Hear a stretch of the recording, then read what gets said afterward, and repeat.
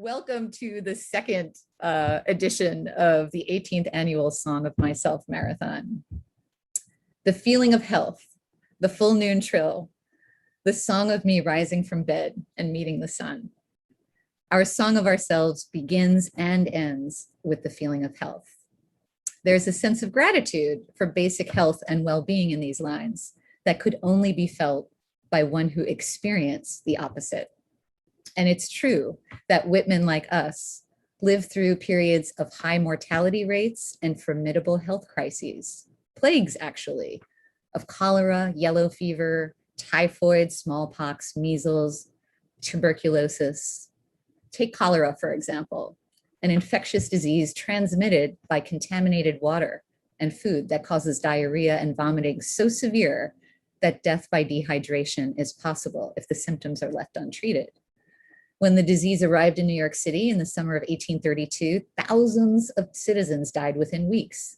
Cholera struck again in 1849 and 1866, before New Yorkers learned how to contain the disease. In 1832, when the cholera epidemic hit Brooklyn and killed 35 residents, Whitman was just beginning the printing apprenticeship that would lead this grammar school dropout to a life of writing. The Whitman family, like many urban residents last year, moved out of the city to greener pastures. But Walt stayed on in Brooklyn, a defining moment that made him both a New Yorker and a poet. His visits to cholera victims were the first manifestations of his lifelong interest and activism concerning health issues, culminating in his years of service as a Civil War volunteer healthcare worker. Experiencing these great plagues developed his compassion and empathy, as we see in Song of Myself, section 37, when he proclaims, quote, "Not a cholera patient lies at the last gasp, but I also lie at the last gasp. My face is ash-colored, my sinews gnarl. Away from me, people retreat." Surviving such challenges and helping others survive them shaped his ideas of love and personal beauty and attractiveness.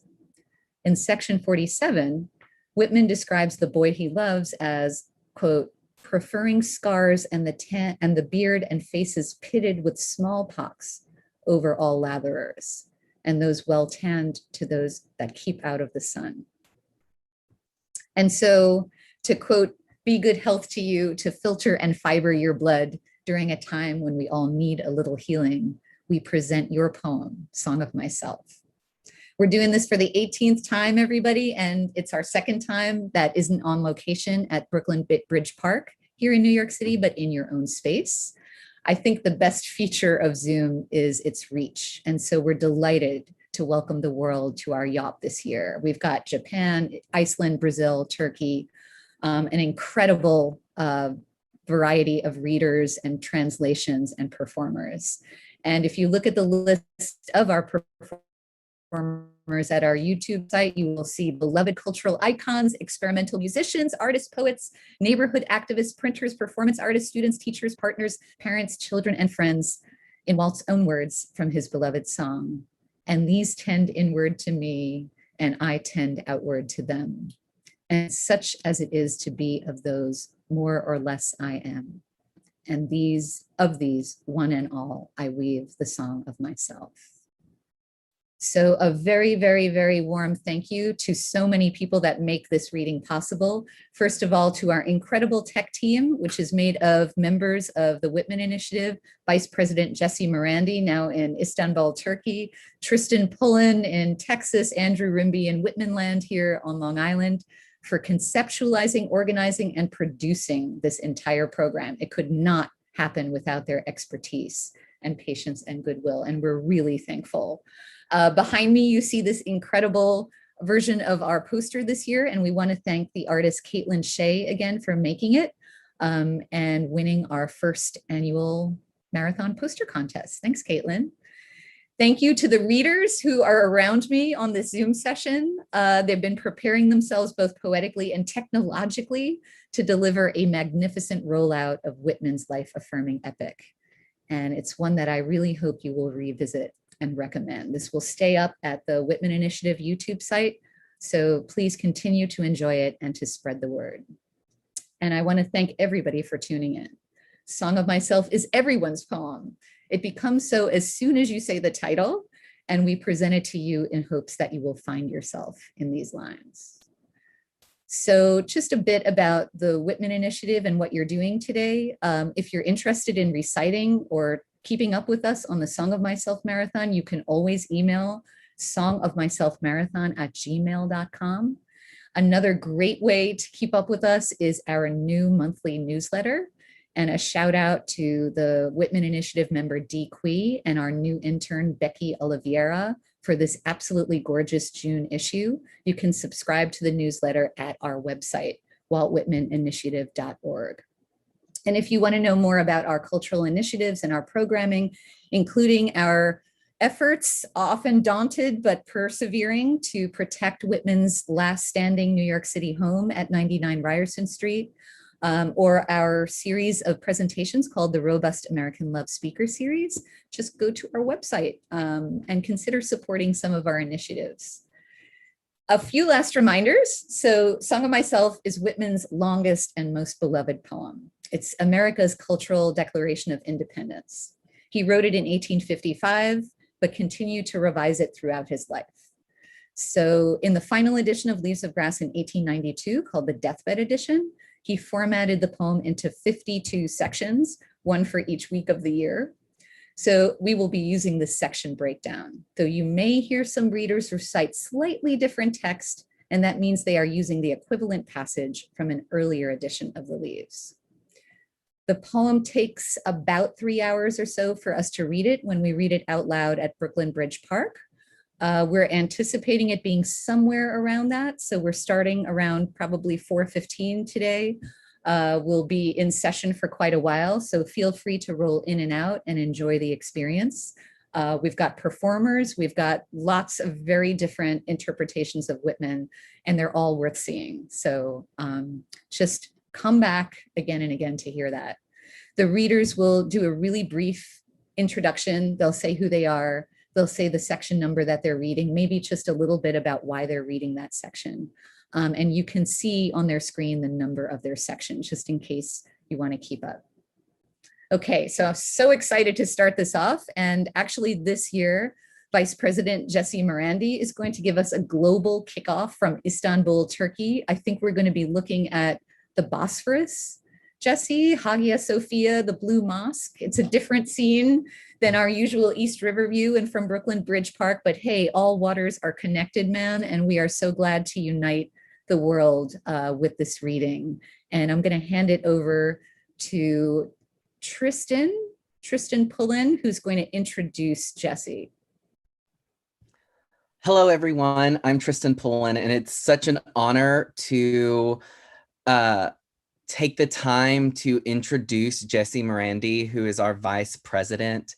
It is an absolute joy to be here with everyone. But before we get started, I would like to take a moment on the behalf of the board of the Walt Whitman Initiative to thank Karen for her leadership and for being a mighty wise captain as we navigated the oceans to do this marathon online again. She is the embodiment of Whitman and everything that we love about him. And that's why she is our captain, our captain. So with that, I will be taking over and sharing Jesse. I celebrate myself and sing myself, and what I assume, you shall assume. For every atom belonging to me, as good belongs to you. I loaf and invite my soul. I lean and loaf at my ease, observing a spear of summer grass. My tongue, every atom of my blood, formed from this soil, from this air. Born here from parents the same and their parents. I, now 37 years old and in perfect health, begin, hoping to cease not until death. Creeds and schools in abeyance, retiring back for a while, sufficed at what they are, but never forgetting. I harbor for good or bad. I permit them to speak at every hazard. Nature, without check, with original energy. Thank you so much, Jesse, for sending that in from Turkey. And next, I would love to introduce Amber West. Greetings from Los Angeles and a yop to you all. Houses and rooms are full of perfumes. The shelves are crowded with perfumes. I breathe the fragrance myself and know it and like it. The distillation would intoxicate me also, but I shall not let it. The atmosphere is not a perfume. It has no taste of the distillation. It is odorless. It is for my mouth forever. I am in love with it. I will go to the bank by the wood and become undisguised and naked. I am mad for it to be in contact with me. The smoke of my own breath, echoes, ripples, buzzed whispers, love root, silk thread, crotch, and vine. My respiration and inspiration, the beating of my heart, the passing of blood and air through my lungs. The sniff of green leaves and dry leaves, and of the shore and dark colored sea rocks, and of hay in the barn. The sound of the belched words of my voice loosed to the eddies of the wind. A few light kisses, a few embraces, a reaching around of arms, the play of shine and shade on the trees as the supple boughs wag. The delight alone, or in the rush of the streets, or along the fields and hillsides, the feeling of health, the full noon trill, the song of me rising from bed and meeting the sun. Have you reckoned 1,000 acres much? Have you reckoned the earth much? Have you practiced so long to learn to read? Have you felt so proud to get at the meaning of poems? Stop this day and night with me, and you shall possess the origin of all poems. You shall possess the good of the earth and the sun. There are millions of suns left. You shall no longer take things at second or third hand, nor look through the eyes of the dead, nor feed on the specters in books. You shall not look through my eyes either, nor take things from me. You shall listen to all sides and filter them for yourself.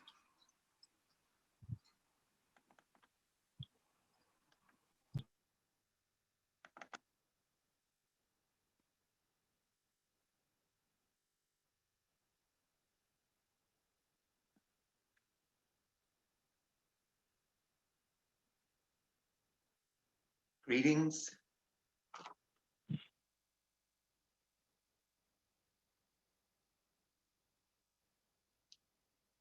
Greetings on a clear midnight from Izhevsk, Russia. What a wonderful way to start my birthday, having read Pushkin and now reading Whitman. Это твой час, о душа в безмолвии, твой полет свободный, прочь от книг, прочь от искусства день стерт, урок окончен, наконец-то всей душой всплываешь, тихо взглядывая, размышляя о темах больше всех тобой любимых, ночь, сон, смерть и звезды. One moment. I have heard what the talkers were talking. The talk of the beginning and the end. But I do not talk of the beginning or the end.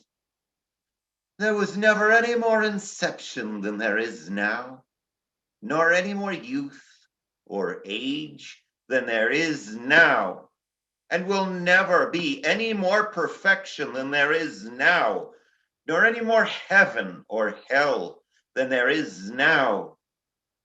Urge and urge and urge, always the procreant urge of the world. Out of the dimness, opposite equals advance, always substance and increase, always sex, always a knit of identity, always distinction, always a breed of life. To elaborate is no avail. Learned and unlearned feel that it is so. Sure as the most certain sure, plumb in the uprights, well entreated, braced in the beams, stout as a horse, affectionate, haughty, electrical. I am this mystery. Here we stand. Clear and sweet is my soul, and clear and sweet is all that is not my soul. Lack one, lacks both, and the unseen is proved by the seen, till that becomes unseen and receives proof in its turn, showing the best and dividing it from the worst. Age vexes age, knowing the perfect fitness and equanimity of things. While they discuss, I am silent and go bathe and admire myself. Welcome is every organ and attribute of me, and of every man hearty and clean. Not an inch, nor a particle of an inch is vile, and none shall be less familiar than the rest. I am satisfied. I see, dance, laugh, sing, as the hugging and loving bedfellow sleeps at my side through the night and withdraws at the peep of the day with stealthy tread, leaving me baskets covered with white towels, swelling the house with their plenty. Shall I postpone my acceptation, realization, and scream at my eyes that they turn from gazing after and down the road, and forthwith cipher and show me assent, exactly the contents of one, and exactly the contents of two? And which is ahead?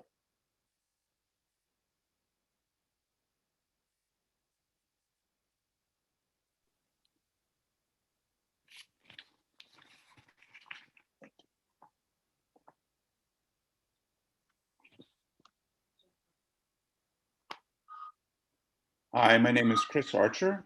Hi, everyone. This is section 4.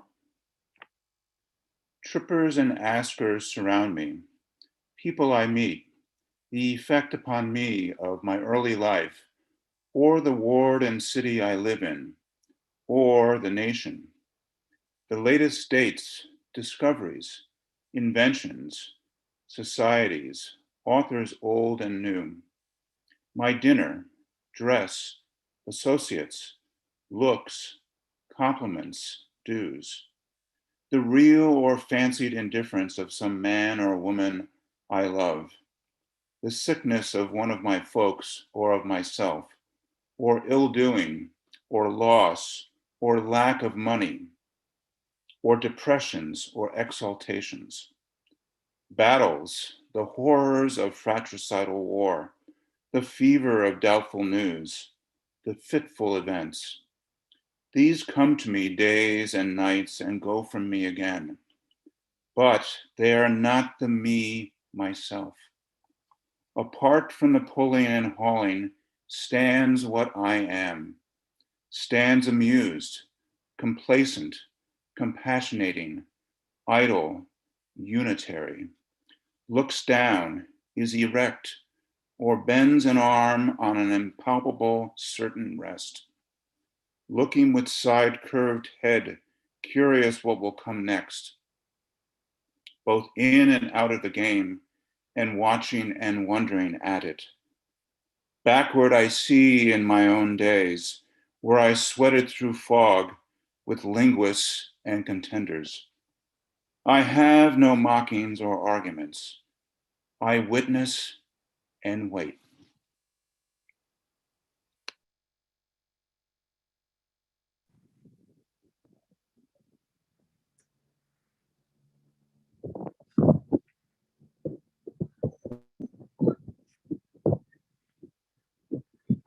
Hi, I'm Kim Roberts, and I'm reading section 5 from the National Mall in Washington, D.C., not far from where Whitman nursed soldiers in Civil War hospitals. I believe in you, my soul. The other I am must not abase itself to you, and you must not be abased to the other. Loaf with me on the grass, loose the stop from your throat.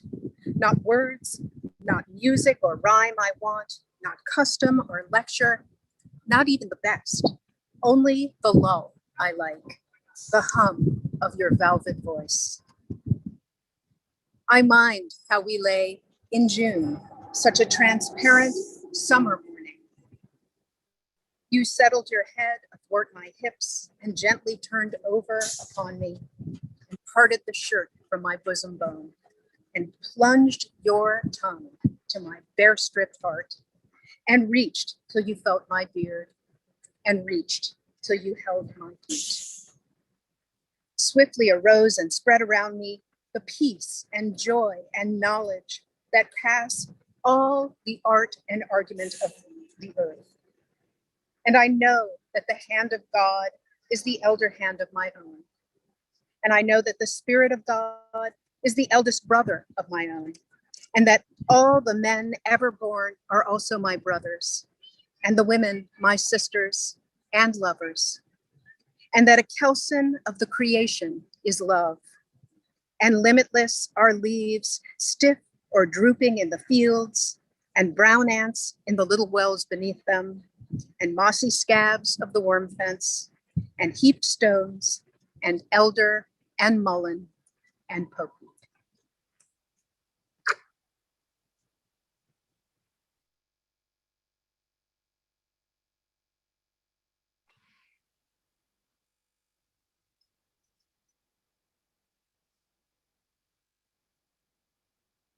My name's Julia, representing Canadian Whitmanites, coming to you from Roslyn in Ontario, Canada. A child said, "What is the graph?" fetching it to me with full hands. How could I answer the child? I do not know what it is any more than he. I guess it must be the flag of my disposition, out of hopeful green stuff woven. Or I guess it is the handkerchief of the Lord, a scented gift and remembrancer, designedly dropped, bearing the owner's name some way in the corners that we may see and remark and say, whose? Or I guess the grass is itself a child, the produced babe of the vegetation. Or I guess it is a uniform hieroglyphic, and it means sprouting alike in broad zones and narrow zones, growing among Black folks as among white, Canuck, Tuckahoe, Congressman, Cuff. I give them the same, I receive them the same. And now it seems to me the beautiful uncut hair of graves. Tenderly will I use you, curling grass. It may be you transpire from the breasts of young men. It may be if I had known them, I would have loved them. It may be you are from old people or from offspring taken soon out of their mother's laps. And here you are the mother's laps. This grass is very dark to be from the white heads of old mothers, darker than the colorless beards of old men, dark to come from under the faint red roofs of mouths. Oh, I perceive after all so many uttering tongues, and I perceive that they do not come from the roofs of mouths for nothing. I wish I could translate the hints about the dead young men and women, and the hints about old men and mothers, and the offspring taken soon out of their laps.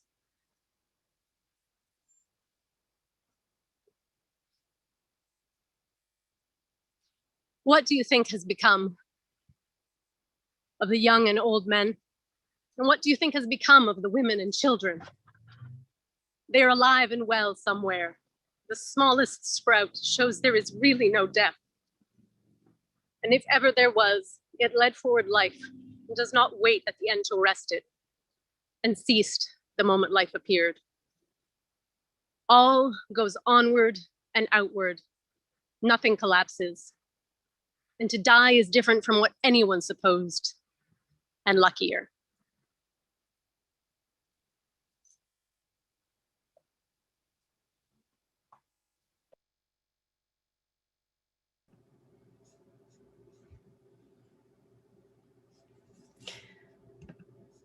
Hi, I'm Sarah Cahill-Marion, and I'm also reading from Washington, D.C. Not in as cool a spot as Kim. This is section 7. Has anyone supposed it lucky to be born?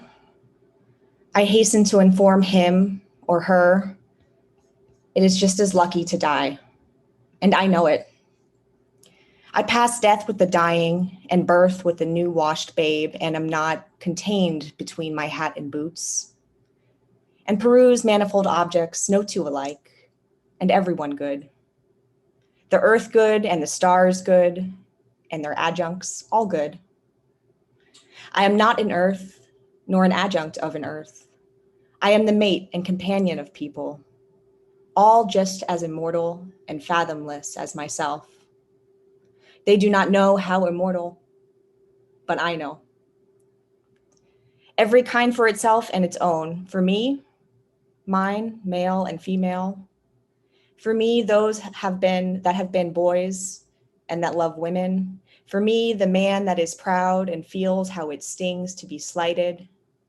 For me, the sweetheart and the old maid. For me, mothers and the mothers of mothers. For me, lips that have smiled, eyes that have shed tears. For me, children and the begetters of children. Undrape, you are not guilty to me, nor stale, nor discarded. I see through the broadcloth and gingham, whether or no, and am around, tenacious, acquisitive, tireless, and cannot be shaken away.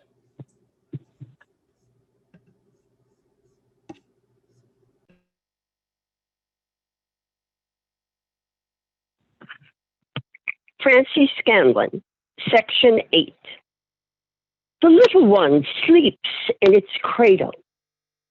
I lift the gauze and look a long time, and silently brush away flies with my hand. The youngster and the red-faced girl turn aside up the bushy hill. I peeringly view them from the top. The suicide sprawls on the bloody floor of the bedroom. I witness the corpse with its dabbled hair. I note where the pistol has fallen. The blob of the pave, tires of carts, slough of boot soles, talk of the promenader. The heavy omnibus, the driver with his interrogating thumb, the clank of the shod horses on the granite floor, the snow sleighs, clink ink, shouted jokes, pelts of snowballs, the hurrahs for popular favorites, the fury of roused mobs, the flap of the curtained litter, a sick man inside, borne to the hospital, the meeting of enemies, the sudden oath, the blows and fall, the excited crowd, the policeman with his star, quickly working his passage to the center of the crowd. The impassive stones that receive and return so many echoes. What groans of overfed or half-starved who fall sunstruck or in fits? What exclamations of women taking suddenly who hurry home and give birth to babes? What living and buried speech is always vibrating here? What howls restrained by decorum? Arrests of criminals, slights, adulterous offers made, acceptances, rejections with convex lips, I mind them, or the show, or resonance of them. I come and I depart.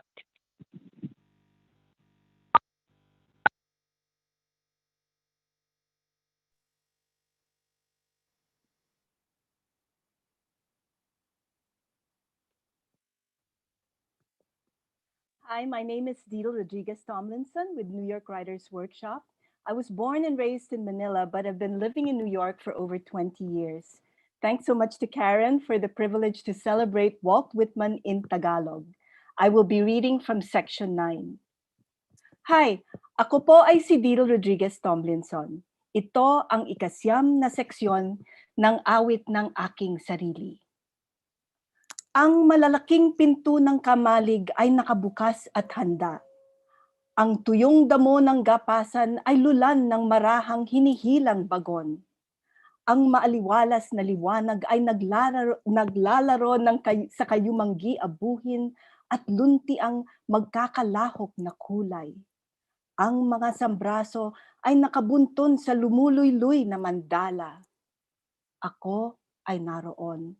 Ako ay tumulong. Ako ay dumating ng banat sa taluktok ng kargamento. Aking naramdaman ang mahina nitong liglig. Ang isang paa ay nakahilig sa kabila. Ako ay lumundag mula sa mga balagbag at sumunggab sa treble at Timothy. At gumulong una ang ulo at nagusot ang buhok na puno ng maliliit na tungkos. Maraming salamat. Thank you.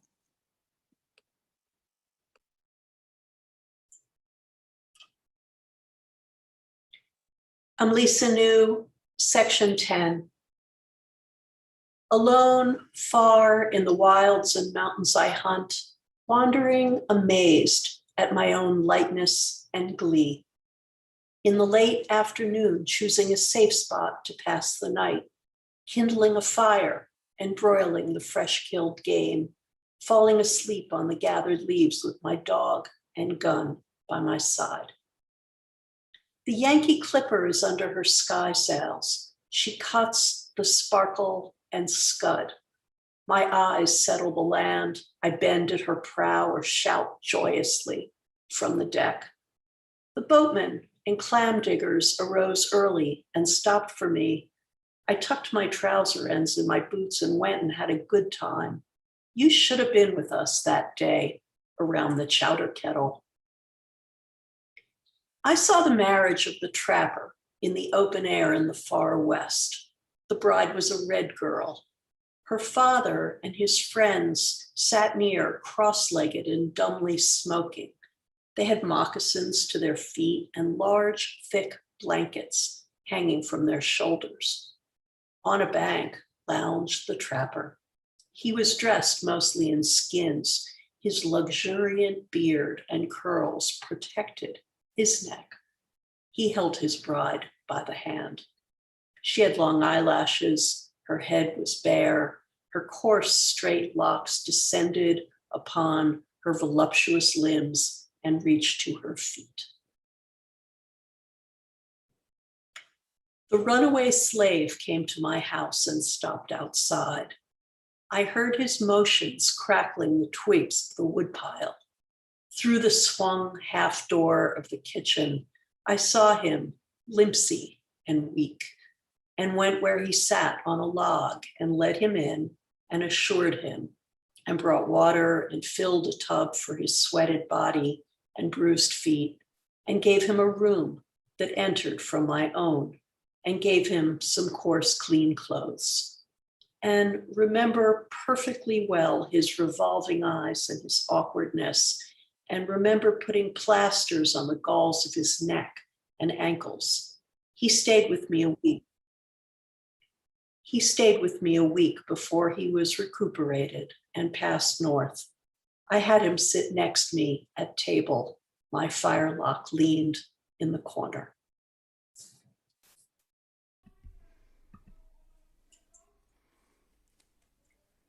Paula Janine Bennett, reading from Fez, Morocco.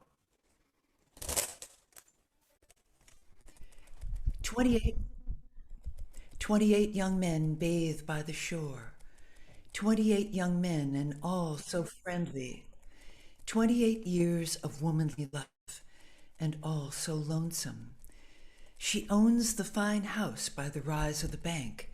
She hides handsome and richly dressed aft the blinds of the window. Which of the young men does she like the best?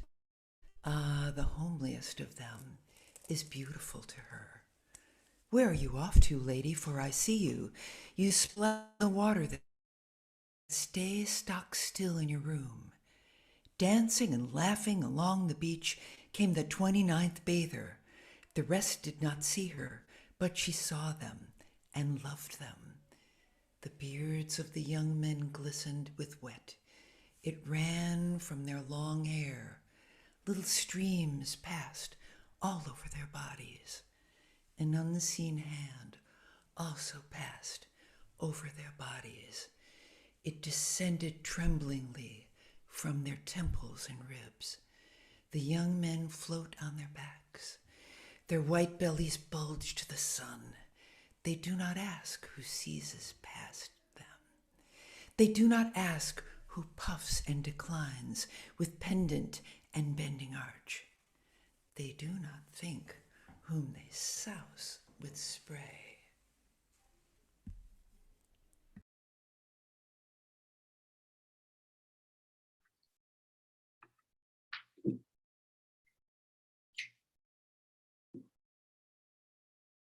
Hello, this is Barbara Henry. I'm reading from the print shop in Pennsylvania. I'm reading from the Rockwell Kent Illustrated Leaves of Grass. The butcher boy puts off his killing clothes or sharpens his knife at the stall in the market. I loiter, enjoying his repartee and his shuffle and breakdown.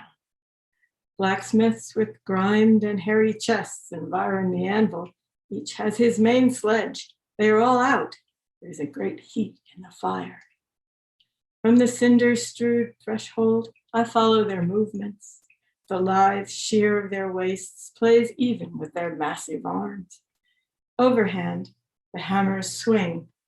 Overhand so slow, overhand so sure. They do not hasten. Each man hits in his place.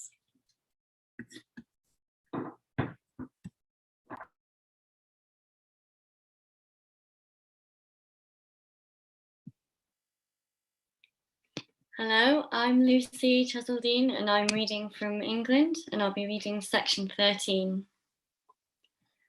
The Negro holds firmly the reins of his 4 horses. The block swags underneath him on its tied-over chain. The Negro that drives the long dray of the stone yard steady, and the Negro and Hall, he stands poised on one leg on the string piece. His blue shirt exposes his ample neck and breast and loosens over his hip band. His glance is calm and commanding. He tosses the slouch of his hat away from his forehead. The sun falls on his crispy hair and mustache, falls on the black of his polished and perfect limbs. I behold the picturesque giant and love him. And I do not stop there. I go with the team also. In me, the caresser of life, wherever moving, backwards as well as forwards slewing, to niches aside and junior bending, not a person or object missing, absorbing all to myself, and for this song. Oxen that rattle the yoke and chain or halt in the leafy shade. What is that you express in your eyes? It seems to me more than all the print I have read in my life. My tread scares the wood drake and wood duck on my distant and day-long ramble. They rise together, they slowly circle around. I believe in those winged purposes and acknowledge red, yellow, white playing within me, and consider green and violet and the tufted crown intentional. And do not call the tortoise unworthy, because she is not something else. And the jay in the woods never studied the gamoon, yet trills pretty well to me. And the look of the bay mare shames silliness out of me.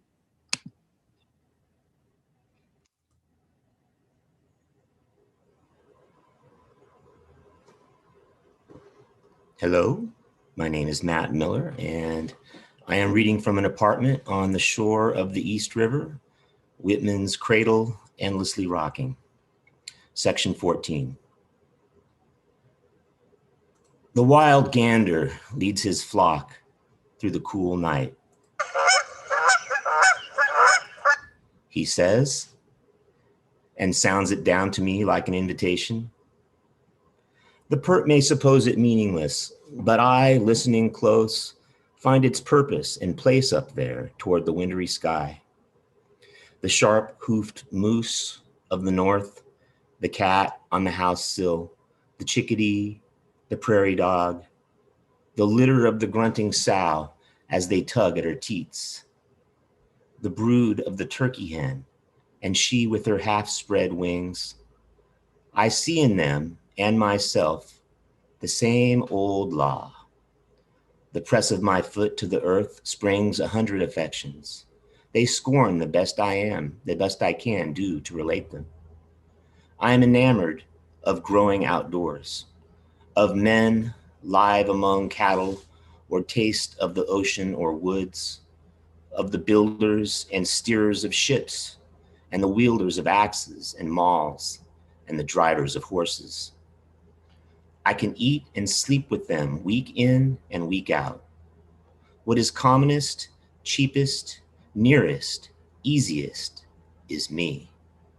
Me going in for my chances, spending for vast returns, adorning myself to bestow myself on the first that will take me, not asking the sky to come down to my goodwill, scattering it freely forever.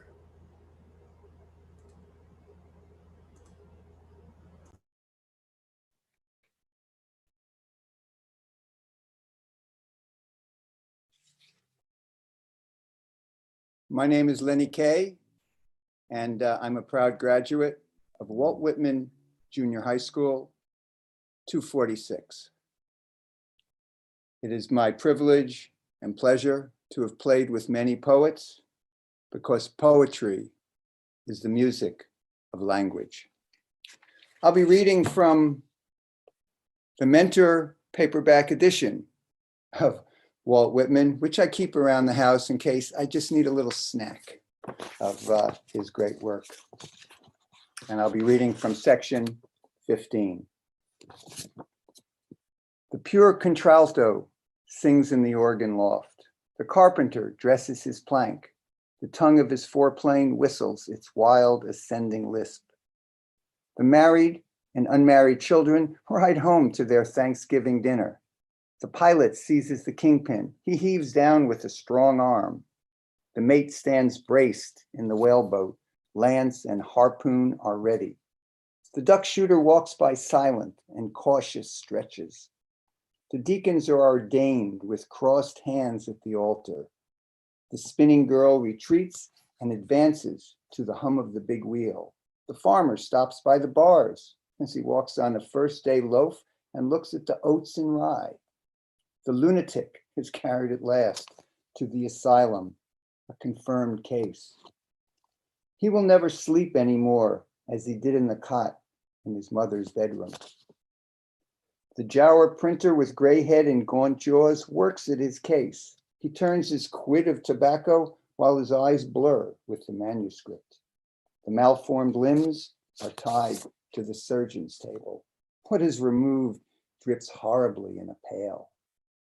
The quadroon girl is sold at the auction stand. The drunkard nods by the barroom stove. The machinist rolls up his sleeves. The policeman travels his beat. The gatekeeper marks who pass. The young fellow drives the express wagon.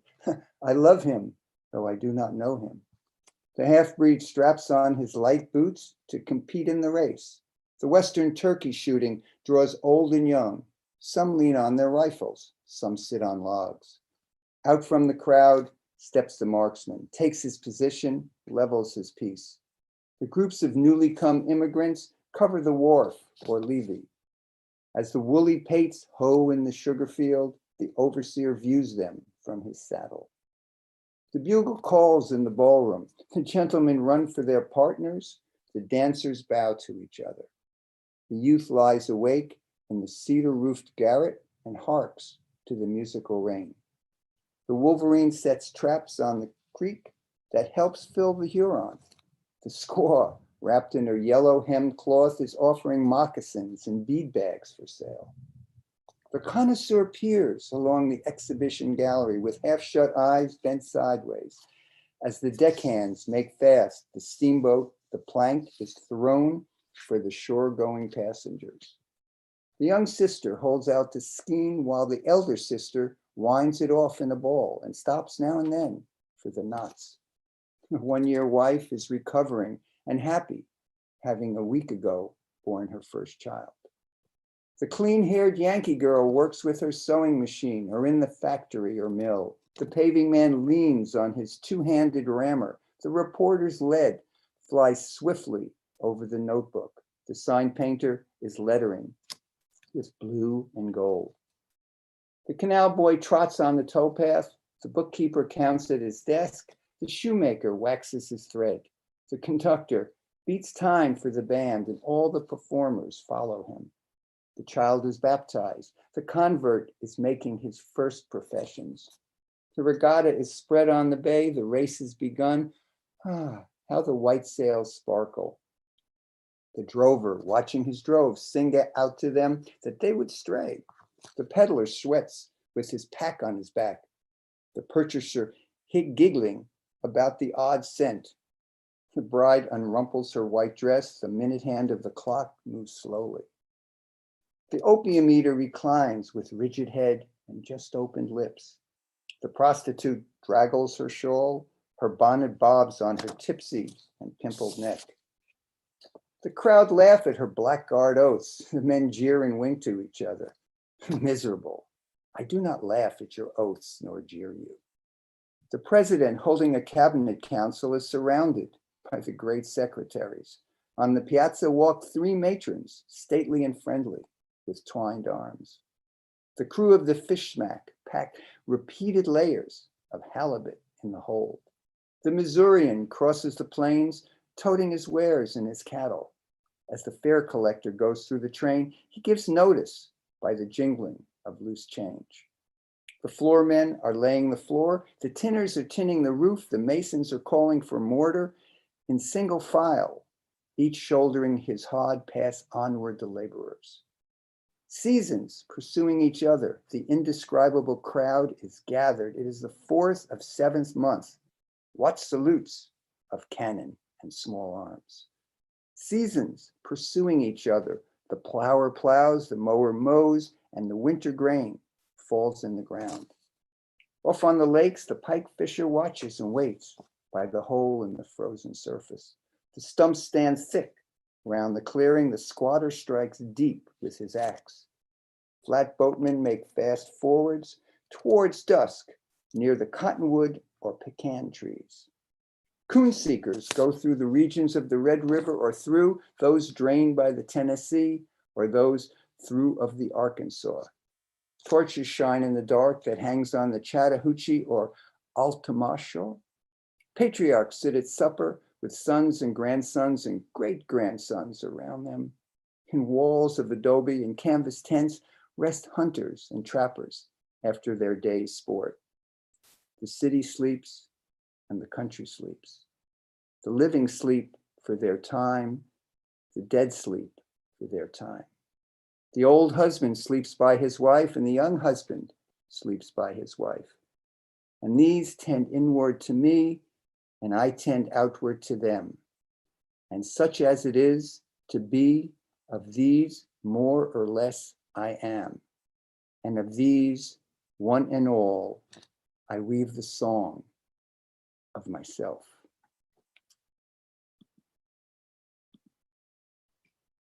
Woohoo!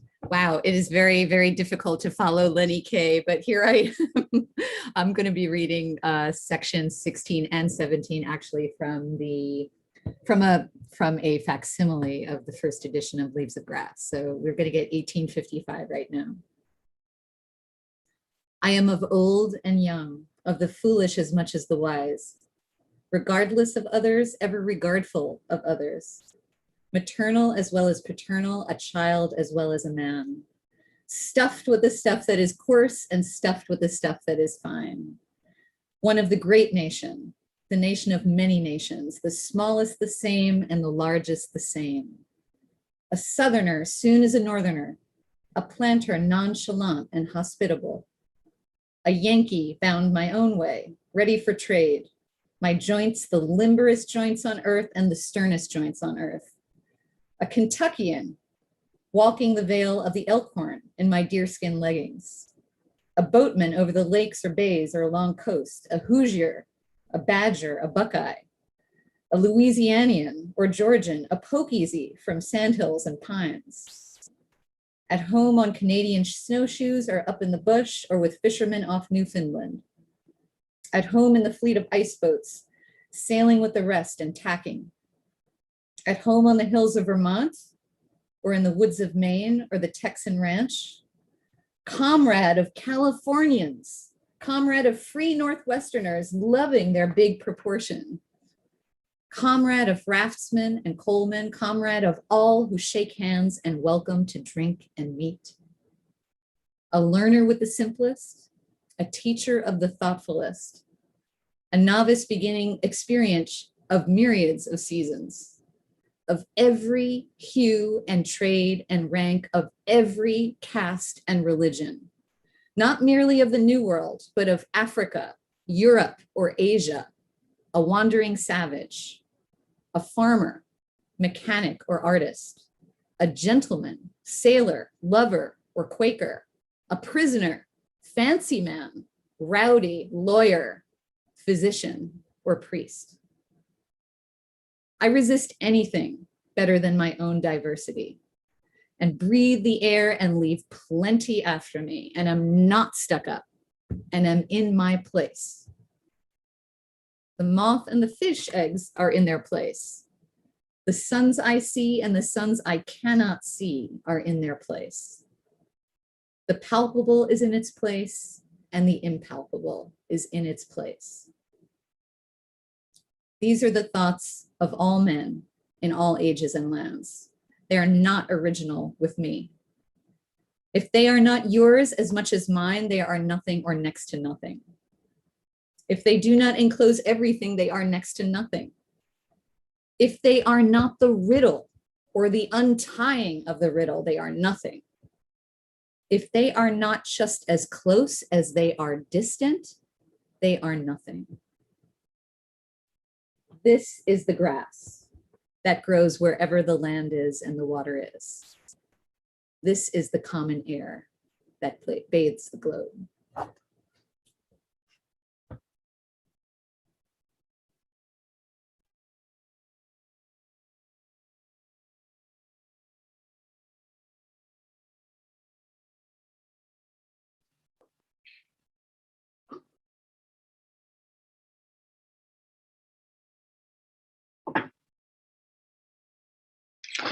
Hello, I'm Norman Weinstein. I'm reading from section 18 of Song of Myself. With music strong I come, with my cornets and my drums. I play not marches for accepted victors only. I play marches for conquered and slain persons. Have you heard that it was good to win the day? I also say it's good to fall. Battles are lost in the same spirit in which they're won. I beat and pound for the dead. I blow through my embouchures, my loudest and gayest for them. Vivas to those who have failed and to those whose war vessels sank in the sea, and to those themselves who sank in the sea, and to all generals that lost engagements, and all overcome heroes, and the numberless unknown heroes equal to the greatest heroes known.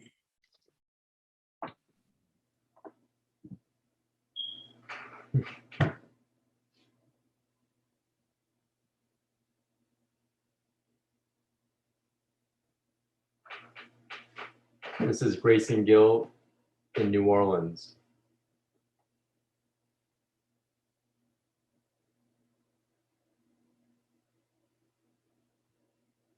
This is the meal equally set. This the meat for natural hunger. It is for the wicked just the same as the righteous.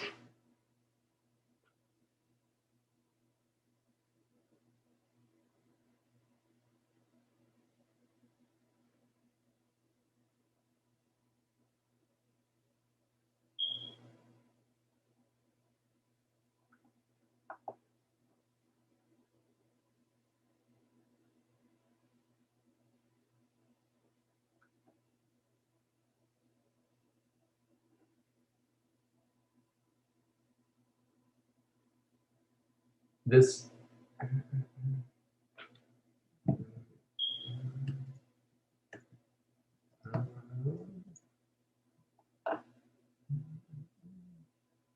is Grayson Gill in New Orleans. Sorry for the miscommunication. This is the meal equally set. This the meat for natural hunger. It is for the wicked just the same as the righteous. I make appointments with all. I will not have a single person slighted or left away. The kept woman, sponger, thief are hereby invited. The heavy-lipped slave is invited. The venerable Lee is invited. There shall be no difference between them and the rest. This is the press of a bashful hand. This the float and odor of hair. This the touch of my lips to yours. This the murmur of yearning.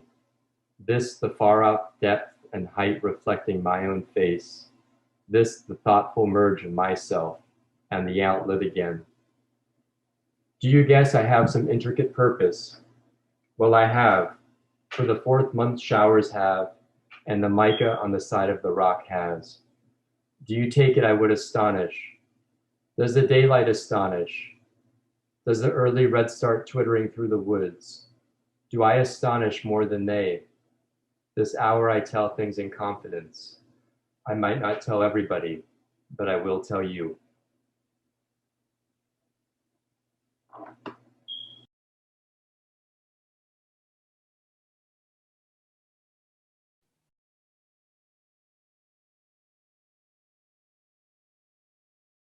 Who goes there? Hankering, gross, mystical, nude. How is it I extract strength from the beef I eat? What is a man anyhow? What am I? What are you? All I mark as my own, you shall offset it with your own, else it were time lost listening to me.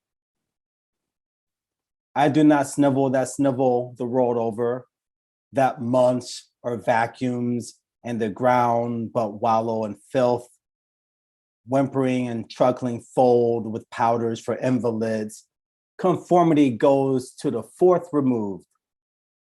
I wear my hat as I please, indoors or out. Why should I pray? Why should I venerate and be ceremonious? Having pried through the strata, analyzed to a hair, counseled with doctors and calculated close, I find no sweeter fat than sticks to my own bones. In all people, I see myself, none more, and not one, a barley corn less. And the good or bad I say of myself, I say of them. I know I am solid and sound. To me, the converging objects of the universe perpetually flow. all are written to me, and I must get what the writing means. I know I am deathless. I know this orbit of mine can't be swept by a carpenter's compass. I shall not pass like a child's curlicue cut with a burnt stick at night. I know I am august. I do not trouble my spirit to vindicate itself or be understood. I see the elementary laws never apologize. I reckon I behave no prouder than the level I plant my house by. After all, I exist as I am. That is enough. If no other in the world be aware, I sit content. And if each and all be aware, I sit content. One world is aware, and by far the largest to me, and that is myself. And whether I come to my own today, or in 10,000 or 10 million years, I can cheerfully take it now, or with equal cheerfulness, I can wait. My foothold is tenant and mortised in granite. I laugh at what you call dissolution, and I know the amplitude of time.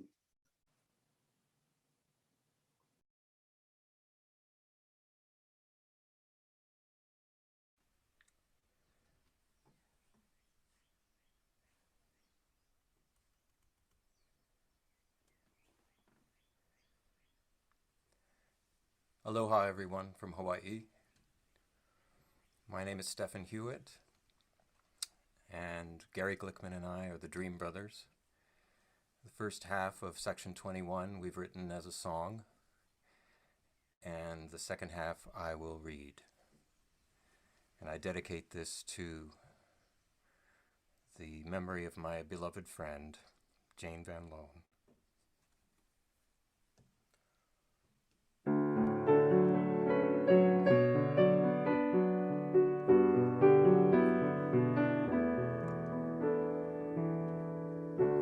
I am the poet of the body, and I am the poet of the soul.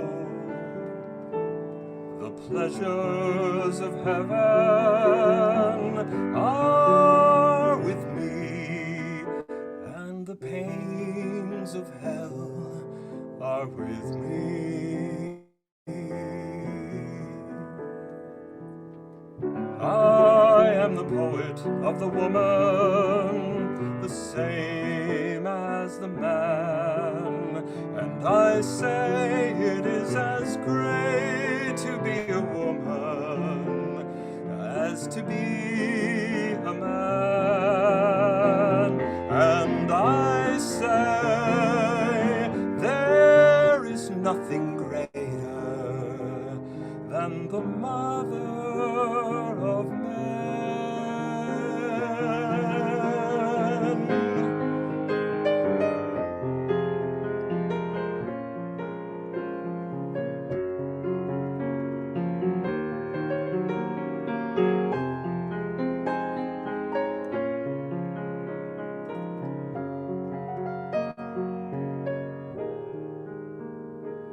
I chant the chant of dilation or pride. We have had ducking and deprecating about enough. Have you outstripped the rest? Are you the president?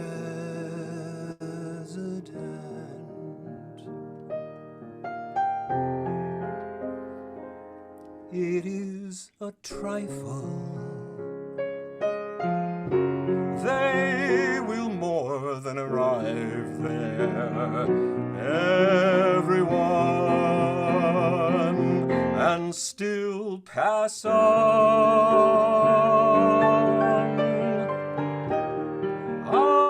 I am he that walks with the tender and growing night.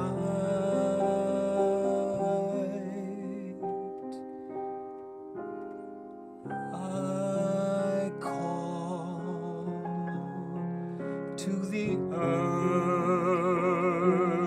and sea. Half held by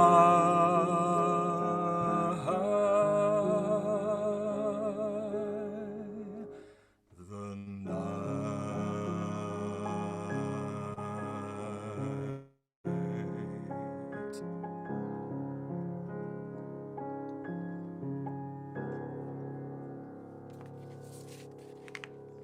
Press close, bare-bosomed night. Press close, magnetic, nourishing night. Night of south winds, night of the large few stars. Still nodding night, mad naked summer night. Smile, O voluptuous cool-breathed earth. Earth of the slumbering and liquid trees. Earth of departed sunset, earth of the mountains misty-topped, earth of the vitreous pour of the full moon just tinged with blue, earth of shine and dark mottling the tide of the river, earth of the limpid gray of clouds brighter and clearer for my sake, far swooping elbowed earth, rich apple-blossomed earth, smile, for your lover comes. Prodigal, you have given me love, therefore I to you give love. Oh, unspeakable, passionate love.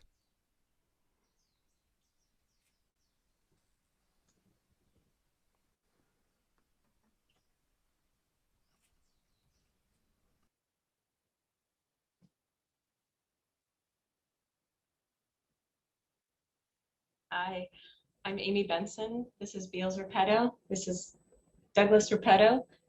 And Beals and I will be reading as Douglas paints.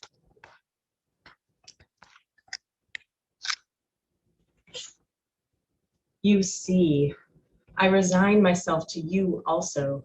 I guess what you mean. I behold from the beach your crooked, inviting fingers. I believe you refuse to go back without feeling of me. We must have a turn together. I undress, hurry me out of sight of land, cushion me soft, rock me in billowy drowse, dash me with amorous wet. I can repay you. Sea of stretched ground swells, sea breathing broad and convulsive breaths, sea of the brine of life and of unshoveled yet always ready graves. Howler and scooper of storms, capricious and dainty sea. I am integral with you. I too am of one phase and of all phases. Partaker of influx and efflux, I, extoller of hate and conciliation, extoller of amis and those that sleep in each other's arms. I am he attesting sympathy. Shall I make my list of things in the house and skip the house that supports them? I am not the poet of goodness only. I do not decline to be the poet of wickedness also. What blurt is this about virtue and about vice? Evil propels me, and the form of evil propels me. I stand indifferent. My gait is no fault finder's or rejecter's gait. I moisten the roots of all that has grown. Did you fear some scrofula out of the unflagging pregnancy? Did you guess the celestial laws are yet to be worked over and rectified?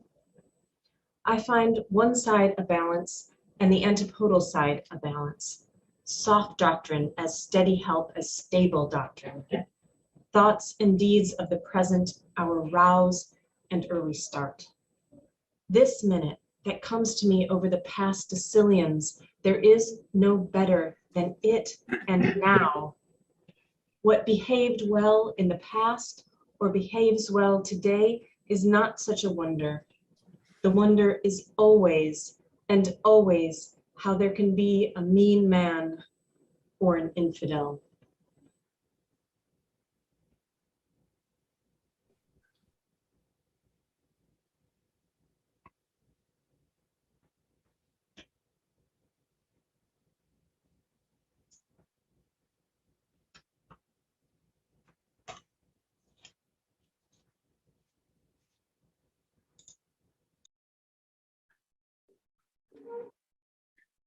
Hello, I'm John Cloud. I'm doing number 23. Endless unfolding of words of ages, and mine, a word of the modern, the word en masse, a word of the faith that never balks. Here or henceforward, it is all the same to me. I accept time absolutely. It alone is without flaw. It alone rounds and completes all. That mystical, baffling wonder alone completes all. I accept reality and dare not question it. Materialism, first and last, imbuing. Hurrah for positive science. Long live exact demonstration. Fetch stone crop mixed with cedar and branches of lilac. This is the lexicographer. This the chemist. This made a grammar of the old cartouches. These mariners put the ship through dangerous unknown seas. This is the geologist. This works with the scalpel, and this is a mathematician. Gentle people, to you the first honors always. Your facts are useful, and yet they are not my dwelling. I but enter by them to an area of my dwelling.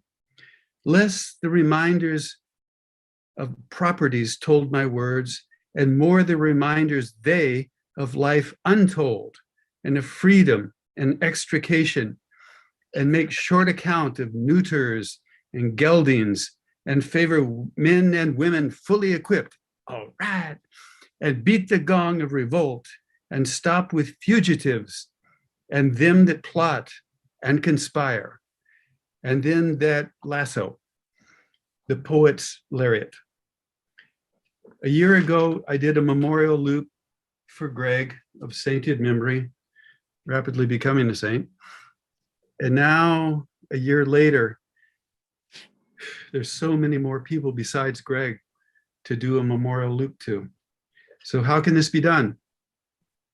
Luckily, I got the assistance of Wonder Woman, who loaned me, for this weekend only, the actual golden lasso of truth. And I hope you guys can see this when I get up here.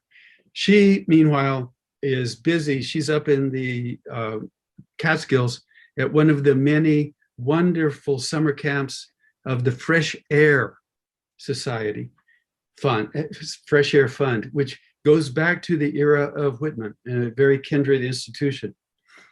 So let's see if I can do the round that encircles all. And there it is. Yeah. So thank you, Wonder Woman. Thank everybody. Long live exact demonstration.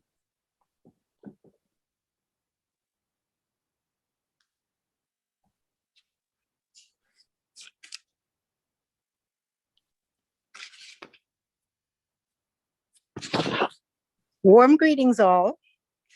Faye Greenbaum here, reading section 24. Walt Whitman, an American, one of the roughs, a cosmos, disorderly, fleshy, and sensual. eating, drinking, and breeding. No sentimentalist, no stander above men and women or apart from them. No more modest than immodest. Unscrew the locks from the doors. Unscrew the doors themselves from their jambs. Whoever degrades another degrades me. And whatever is done or said returns at last to me. And whatever I do or say, I also return. Through me, the afflatus, surging and surging. Through me, the current and index. I speak the password primeval. I give the sign of democracy. By God, I will accept nothing which all cannot have their counterpart of on the same terms. Through me, many long dumb voices, voices of the interminable generations of slaves, voices of prostitutes and of deformed persons, voices of the diseased and despairing, and of thieves and dwarfs, voices of cycles of preparation and accretion, and of the threads that connect the stars, and of wombs, and of the father stuff, and of the rights of them the others are down upon, of the trivial and the flat, and the foolish and despised, of fog in the air, and beetles rolling balls of dung. Through me, forbidden voices, voices of sexes and lusts, voices veiled, and I remove the veil. Voices indecent by me clarified and transfigured. I do not press my finger across my mouth. I keep as delicate around the bowels as around the head and heart. Copulation is no more rank to me than death is. I believe in the flesh and the appetites. Seeing, hearing, feeling are miracles, and each part and tag of me is a miracle. Divine am I inside and out, and I make holy whatever I touch or am touched from. The scent of these armpits is aroma finer than prayer. This head is more than churches or Bibles or creeds. If I worship any particular thing, it shall be some of the spread of my body. Translucent mold of me, it shall be you. Shaded ledges and rests, firm, masculine coulter, it shall be you. Whatever goes to the tilth of me, it shall be you. You, my rich blood, your milky stream, pale strippings of my life. Breast that presses against other breasts, it shall be you. My brain, it shall be your occult convolutions. Root of washed sweet flag, timorous pond snipe, nest of guarded duplicate eggs, it shall be you. Mixed tussle of head and beard and brawn, it shall be you. Trickling sap of maple, fiber of manly sweat, it shall be you. Sun, so generous, it shall be you.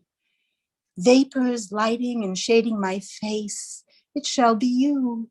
You sweaty brooks and dews, it shall be you. Winds whose soft tickling genitals rub against me, it shall be you. Broad muscular fields, branches of live oak, loving lounger in my winding paths, it shall be you. Hands I have taken, face I have kissed, mortal I have ever touched, it shall be you. I dote on myself. There is that lot of me, and oh, so luscious. Each moment and whatever happens thrills me with joy. I cannot tell how my ankles bend, nor whence the cause of my faintest wish. nor the cause of the friendship I admit, nor the cause of the friendship I take again. To walk up my stoop is unaccountable. I pause to consider if it really be. That I eat and drink is spectacle enough for the great authors and schools. A morning glory at my window satisfies me more than the metaphysics of books. To behold the daybreak, the little light fades, the immense and diaphanous shadows, the air tastes good to my palate. Hefts of the moving world at innocent gambles, silently rising, freshly exuding, scooting obliquely high and low. Something I cannot see puts upward libidinous prongs, sees a bright juice suffuse heaven. The earth by the sky stayed with the daily close of their junction. The heaved challenge from the east, that moment over my head, the mocking taunt. See then whether you shall be master.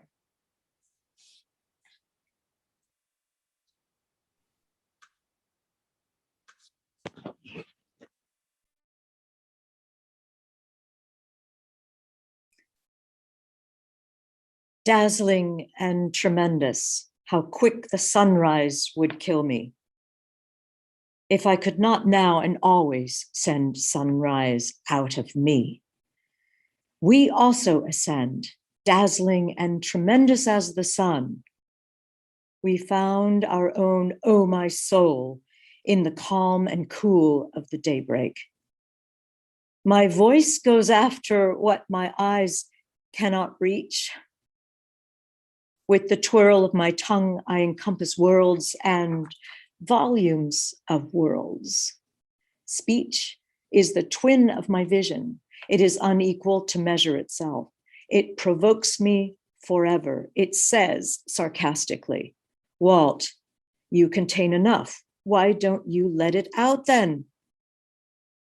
Come now, I will not be tantalized. You conceive too much of articulation. Do you not know, O speech, how the buds beneath you are folded? Waiting in gloom, protected by frost. The dirt receding before my prophetical screams. I underlying causes to balance them at last. My knowledge, my live parts, it keeping tally with the meaning of all things. Happiness, which whoever hears me, let him or her set out in search of this day.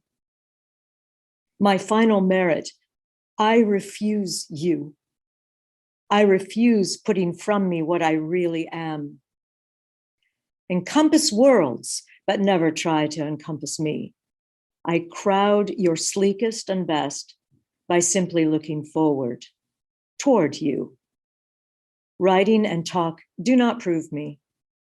I carry the plenum of proof and everything else in my face. With the hush of my lips, I wholly confound the skeptic.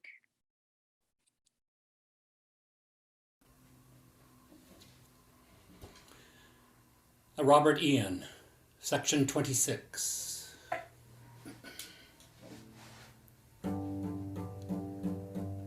Now I will do nothing but listen to accrue what I hear into this song, to let sounds contribute toward it. I hear bravures of birds, bustle of growing wheat, gossip of flames, clack of sticks, cooking my meals. I hear the sound I love, the sound of the human voice. I hear all sounds running together, combined, fused or following the sounds of the city and sounds out of the city, sounds of the day and night.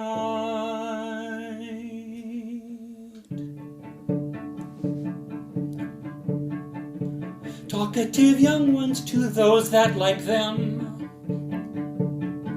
the loud laugh of work people at their meals, the angry bass of disjointed friendship,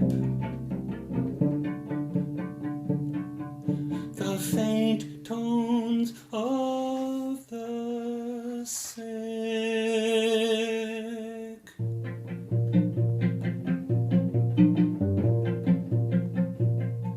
The judge with hands tight to the desk, his pallid lips pronouncing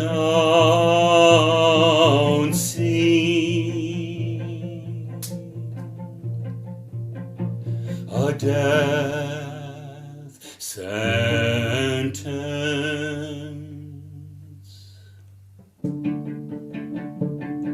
The heave-ho of the stevedores, unlading ships by the wharves. Oh! The refrain of the anchor lifter.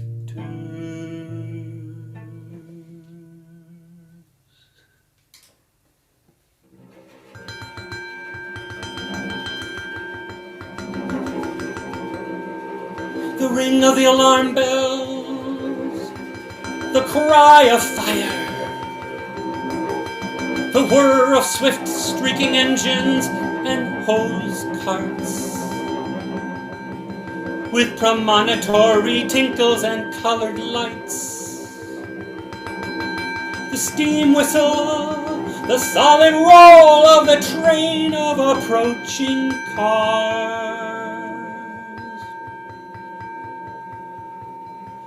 The slow march played at the head of the association, marching two by two.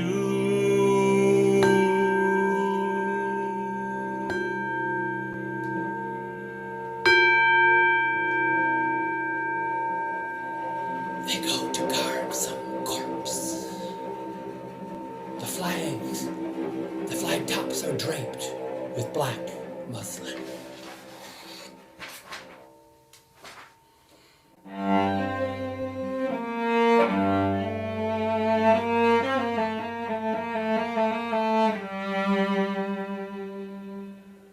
I hear the violoncello. 'Tis a young man's heart's complaint.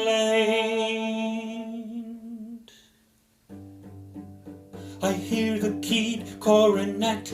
It glides quickly in through my ears. It shakes mad sweet pangs through my belly and breast.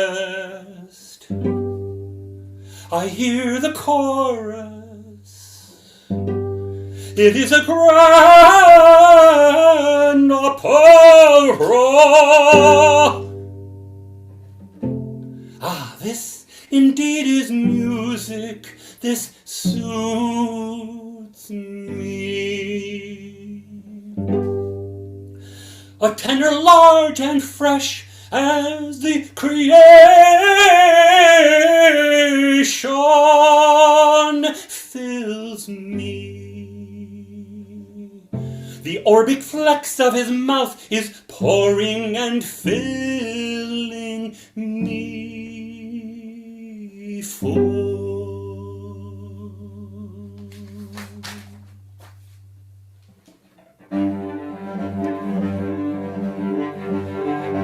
I hear the trained soprano.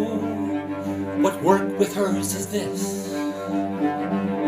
The orchestra whirls me wider than Uranus flies. It wrenches such ardors from me I did not know I possessed them. It sails me, I dab with bare feet. They are licked by the indolent waves. I am cut by bitter and angry hail. I lose my breath. Steeped amid honeyed morphine, my windpipe throttled in fakes of death at length lets up again to feel the puzzle of puzzles.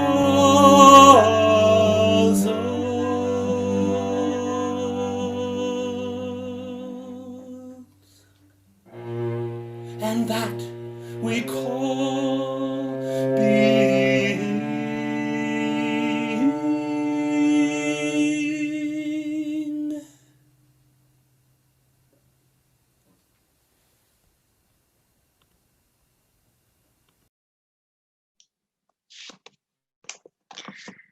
Hi, I am Zelia, and I will be reading section 27. Sorry.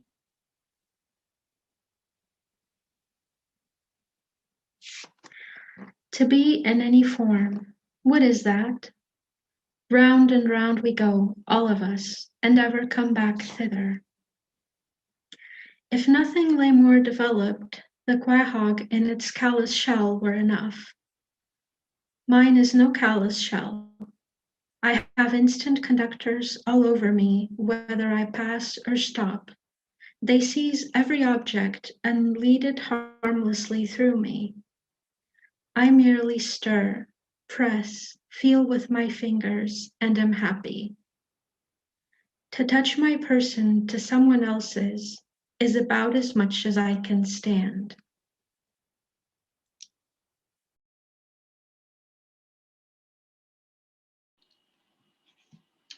Hello, everyone. My name is Ryan Steers, and I'm going to be doing section 28. Is this then a touch, quivering me to a new identity? Flames and ether making a rush for my veins. Treacherous tip of me reaching and crowding to help them. My flesh and blood playing out lightning to strike what is hardly different from myself. On all sides, prurient provokers stifling my limbs, straining the udder of my heart for its withheld drip, behaving licentious toward me, taking no denial, depriving me of my best as for a purpose, unbuttoning my clothes, holding me by the bare waist, deluding my confusion with the calm of the sunlight and pasture fields, immodestly sliding the fellow senses away.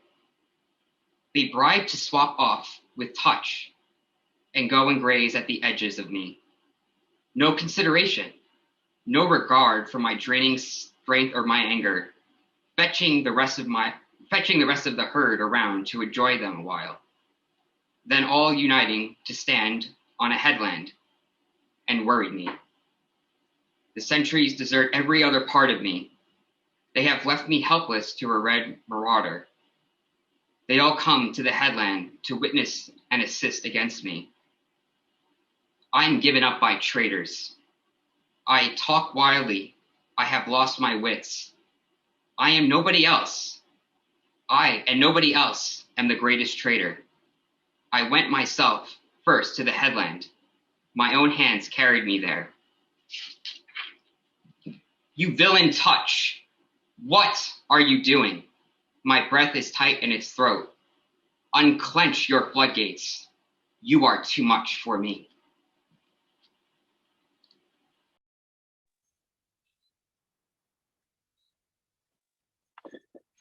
Hi guys, I'm Ernesto Meyer, and I'm reading section 29 from Brazil. Blind, loving, wrestling touch. She that hooded, sharp-toothed touch. Did it make you wake, so, leaving me? Parting, tracked by arriving, perpetual payment of perpetual loan, rich, showering rain, and recompense richer afterward.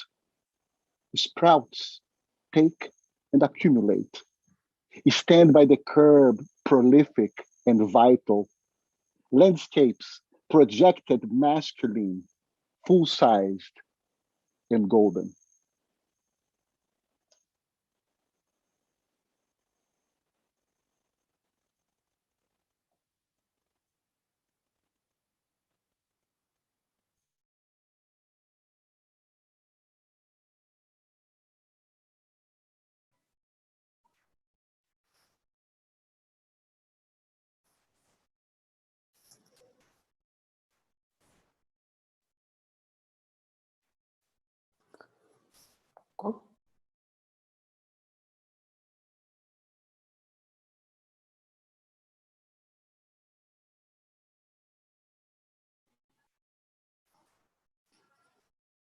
Hi, folks. I'm Elio Flanders from Brazil. Now we're going to see a video I shot, adding music to verses from section 30.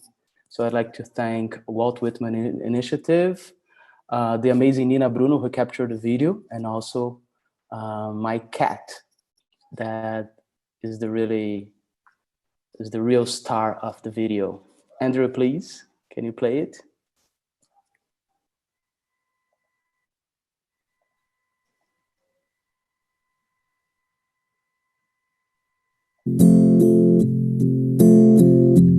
All truths wait in all things. All truths wait in all things. All truths wait in all things. They neither hasten nor on, delivery nor resisted. They do not need obstetric forceps of the surgeon. Then significant is as big to me as any, what is less or more than a touch. Logic and sermons never convince. The damp of the night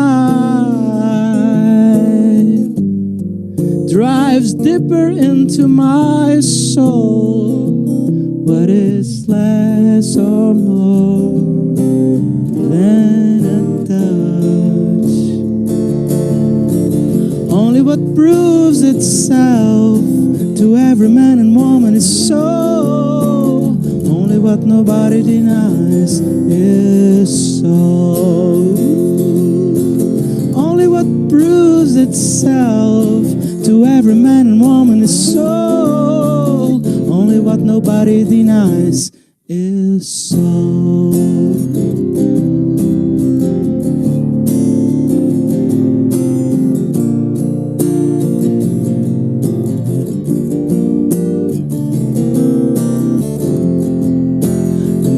And a drop of me settle my brain.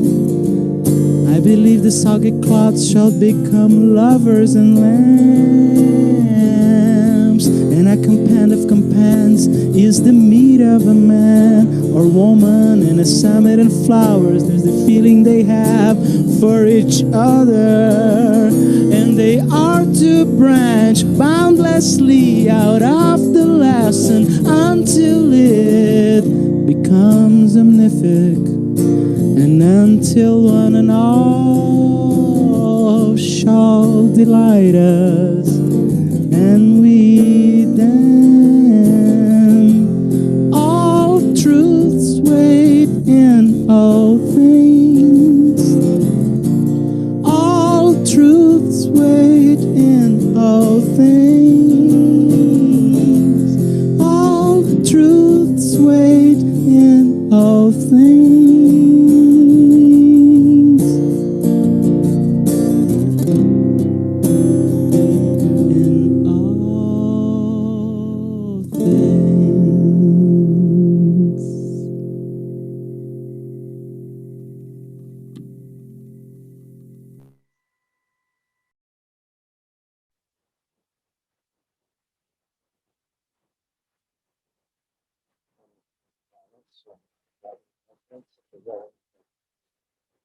Section 31.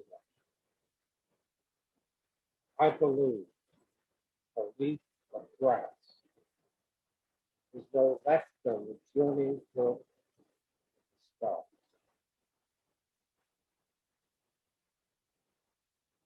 Kismet. The grain of sand. The egg of the wreck. The tree toad, the shepherd for the highest. The running blackberry will bloom the corners of heaven. And the narrowest hinge in my hand that puts to scorn all machinery, and the cow crunching with depressed head surpassing any statue. The mouse, the miracle enough to stagger sextillions of infidels. I find I incorporate these whole long threaded moss, fruits, grains, esculent fruits, speckled with all hope. And if distance what is behind me for good reasons, I call anything back again.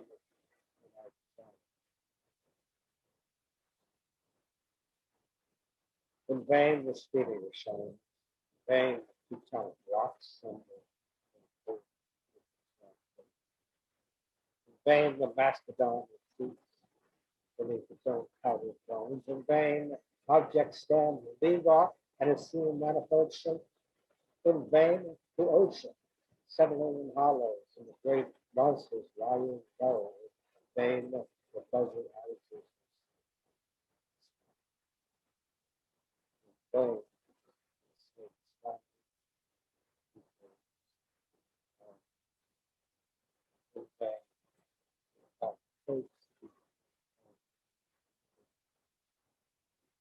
In vain.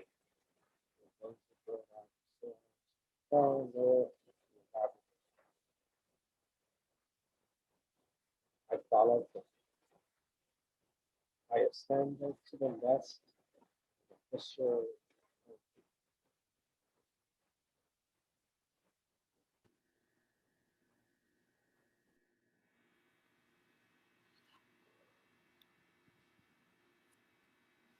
Hello, James. I'm reading section 32. I think I can turn and live with animals. They are so placid and self-contained. I stand and look at them long and long.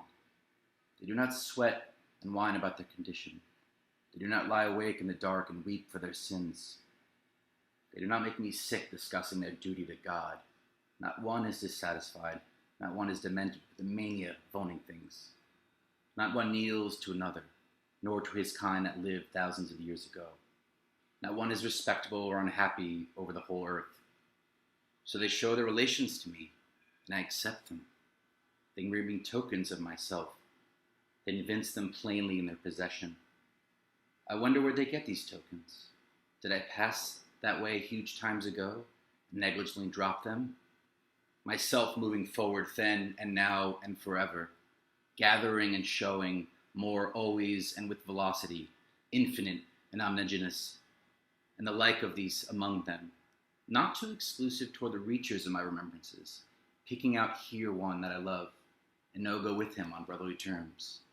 A gigantic beauty of a stallion, fresh and responsive to my caresses, head high in the forehead, wide between the ears, limbs glossy and supple, tail dusting the ground, eyes full of sparkling wickedness, ears finely cut, flexibly moving. His nostrils dilate as my heels embrace him. His well-built limbs tremble with pleasure as we race around and return. I but use you a minute, then I resign you, stallion. Why do I need your paces when I myself outgallop them, even as I stand or sit passing faster than you?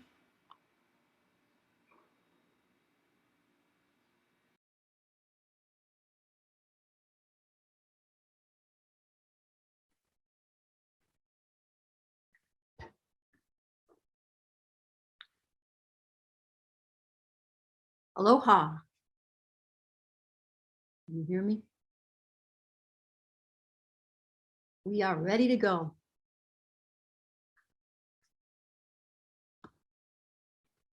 I am open to appearing here. Hello, hello. Am I muted or unmuted? You are on, guys. You sound great. All right, good. I can't see myself in the video, but I'll just proceed.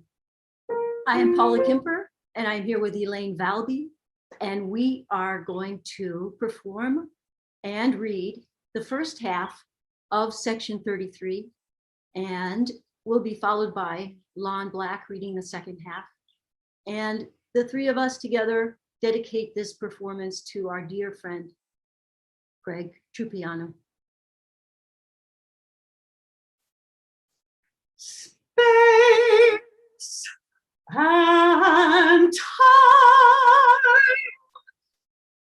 Now I see it is true what I guessed at, what I guessed when I loafed in the grass, what I guessed as I lay alone in my bed, and again as I walked the beach under the paling stars of the morning. My ties and ballasts leave me, my elbows rest in sea gaps, I skirt sierras, my palms cover continents, I am afoot with my vision. By the city's quadrangular houses, in log huts, camping with lumbermen, along the ruts of the turnpike, along the dry gulch and rivulet bed, weeding my onion patch or hoeing rows of carrots and parsnips, crossing savannas, trailing in forests, prospecting, gold digging, girdling the trees of a new purchase, scorched ankle deep by the hot sand, hauling my boat down the shallow river, where the panther walks to and fro on a limb overhead, where the buck turns furiously at the hunter, where the rattlesnake suns his flabby length on a rock, where the otter is feeding on fish, where the alligator in his tough pimples sleeps by the bayou, where the black bear is searching for roots or honey, where the beaver pats the mud with his paddle-shaped tail, over the growing sugar, over the yellow-flowered cotton plant, over the rice in its low, moist field, over the sharp-peaked sugar, over the sharp-peaked farmhouse with its scalloped scum and slender shoots from the gutters, over the western persimmon, over the long-leaved corn, over the delicate blue flower flax, over the white and brown buckwheat, a hummer and buzzer there with the rest, over the dusky green of the rye as it ripples and shades in the breeze, scaling mountains, pulling myself cautiously up, holding on by low scragged limbs, walking the path worn in the grass and beat through the leaves of the bush, where the quail is whistling betwixt the woods and the wheat lot, where the bat flies in the 7th month eve, where the great gold bug drops through the dark, where the brook puts out of the roots of the old tree and flows to the meadow, where cattle stand and shake away flies with the tremulous shuddering of their hides, where the cheesecloth hangs in the kitchen, where andirons straddle the hearth slab, where cobwebs fall in festoons from the rafters, where trip hammers crash, where the press is whirling its cylinders, wherever the human heart beats with terrible throes under its ribs, where the pear-shaped balloon is floating aloft, floating in it myself and looking composedly down, where the life car is drawn on the slip noose, where the heat hatches pale green eggs in the dented sand, where the she-whale swims with her calf and never forsakes it, where the steamship trails highways in its long pennant of smoke, where the fin of the shark cuts like a black chip out of the water, where the half-burned brig is riding on unknown currents, where the shells grow to her slimy deck, where the dead are corrupting below, where the dense starred flag is borne at the head of the regiments. Approaching Manhattan up by the long stretching island. Under Niagara, the cataract falling like a veil over my countenance.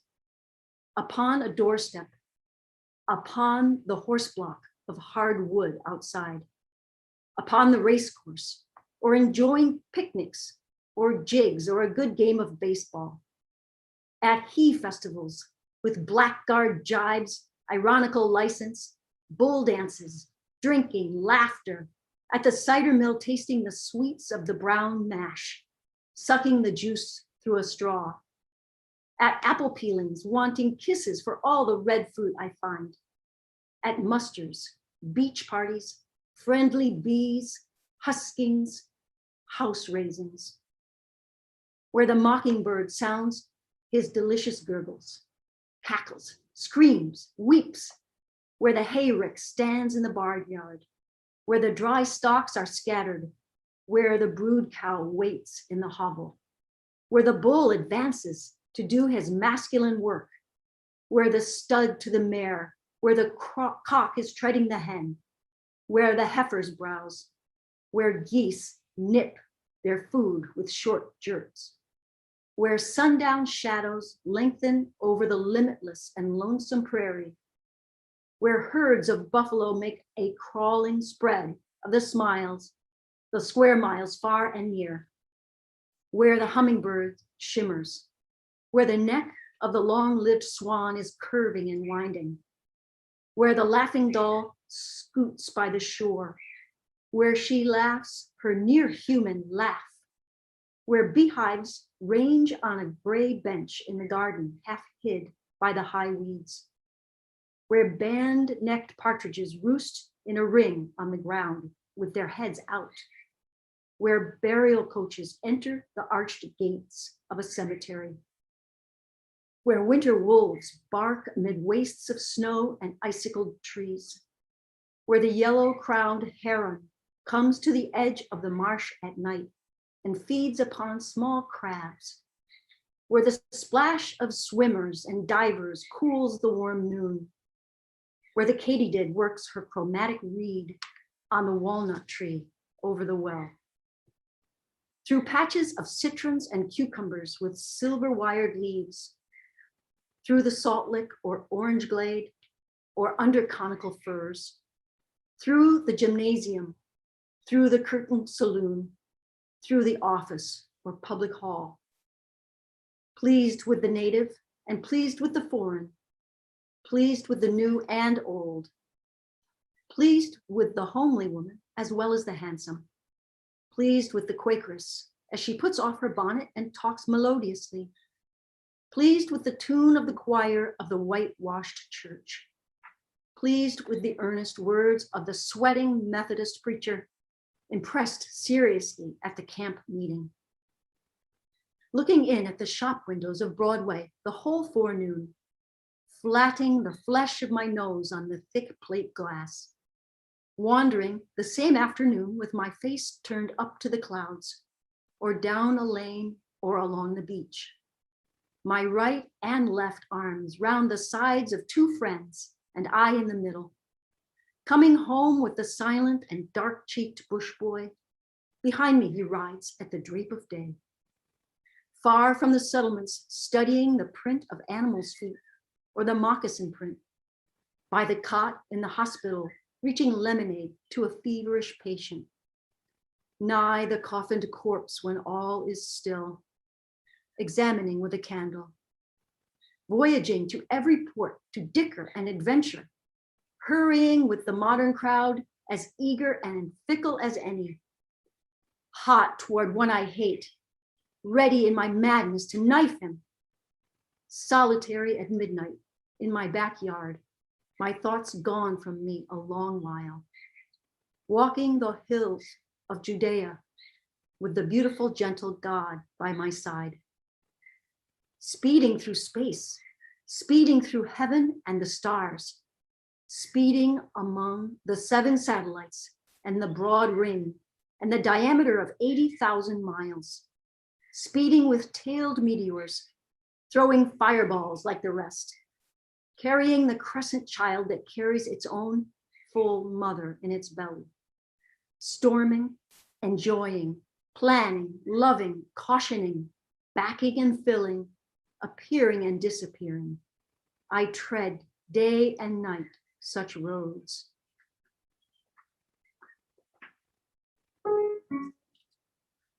I visit the orchards of spheres and look at the product and look at quintillions ripened and look at quintillions green.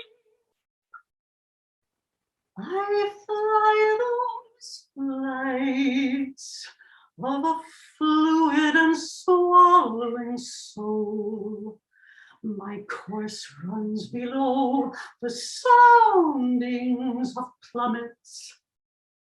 I help myself to material and immaterial. No guard can shut me off. No law prevents me.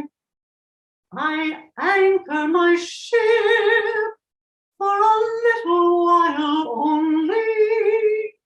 My messengers continually cruise away, or bring their returns to me.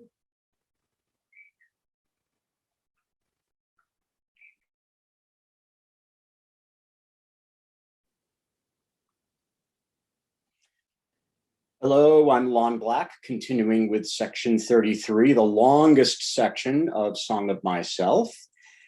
And for many years, it was read in its entirety by Greg Trupiano, my partner of over 38 years, who sadly passed away last year in February, quite unexpectedly. I dedicate this to you, Greg. I go hunting polar furs and the seal, leaping chasms with a pike-pointed staff, clinging to topples of brittle and blue. I ascend to the foretruck. I take my place late at night in the crow's nest. We sail the Arctic Sea. It is plenty light enough. Through the clear atmosphere, I stretch around on the wonderful beauty. The enormous masses of ice pass me, and I pass them. The scenery is plain in all directions. The white-topped mountains show in the distance. I fling out my fancies toward them. We are approaching some great battlefield in which we are soon to be engaged. We pass the colossal outposts of the encampment. We pass with still feet and caution. Or we are entering by the suburbs of some vast and ruined city. The blocks and fallen architecture more than all the living cities of the globe. I am a free companion. I bivouac by invading watchfires. I turn the bridegroom out of bed and stay with the bride myself. I tighten her all night to my thighs and lips. My voice is the wife's voice, the screech by the rail of the stairs. They fetch my man's body up, dripping and drowned. I understand the large hearts of heroes, the courage of present times and all times, how the skipper saw the crowded and rudderless wreck of the steamship and death chasing it up and down the storm, how he knuckled tight and gave not back an inch and was faithful of days and faithful of nights, and chalked in large letters on a board, "Be of good cheer, we will not desert you." How he followed with them and tacked with them 3 days and would not give it up. How he saved the drifting company at last. How the lank, loose-gowned women looked when boated from the side of their prepared graves. How the silent, old-faced infants and the lifted sick and the sharp-lipped, unshaven men, all this I swallow. It tastes good. I like it well. It becomes mine. I am the man. I suffered. I was there. The disdain and calmness of martyrs, the mother of old, condemned for a witch, burnt with dry wood, her children gazing on. The hounded slave that flags in the race, leans by the fence, blowing, covered with sweat, the twinges that sting like needles, his legs and neck, the murderous buckshot and the bullets. All these I feel or am. I am the hounded slave. I wince at the bite of the dogs. Hell and despair are upon me. Crack and again crack the marksman. I clutch the rails of the fence. My gore dribs, thinned with the ooze of my skin. I fall on the weeds and stone. The riders spur their unwilling horses, haul close, taunt my dizzy ears, and beat me violently over the head with whipstocks. Agonies are one of my changes of garments. I do not ask the wounded person how he feels. I myself become the wounded person. My hurts turn livid upon me as I lean on a cane and observe. I am the mashed fireman with breastbone broken. Tumbling walls buried me in their debris. Heat and smoke I inspired. I heard the yelling shouts of my comrade. I heard the distant click of their picks and shovels. They have cleared the beams away. They tenderly lift me forth. I lie in the night air in my red shirt. The pervading hush is for my sake. Painless after all, I lie exhausted, but not so unhappy. White and beautiful are the faces around me. The heads are bared of their fire caps. The kneeling crowd fades with the light of the torches. Distant and dead resuscitate. They show as the dial or move as the hands of me. I am the clock myself. I am an old artillerist. I tell of my fort's bombardment. I am there again. Again, the long roll of the drummers, again, the attacking cannon, mortars, again, to my listening ears, the cannon responsive. I take part. I see and hear the whole, the cries, curses, roar, the plaudits for well-aimed shots, the ambulance slowly passing, trailing its red drip, workmen searching after damages, making indispensable repairs, the fall of grenades through the rent roof, the fan-shaped explosion, the whiz of limbs, heads, stone, wood, iron, high in the air. Again gurgles the mouth of my dying general. He furiously waves with his hand. He gasps through the clot. Mind not me, mind the entrenchments.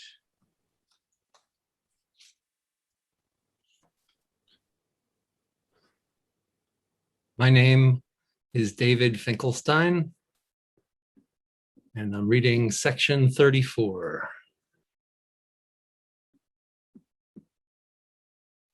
Okay, here we go.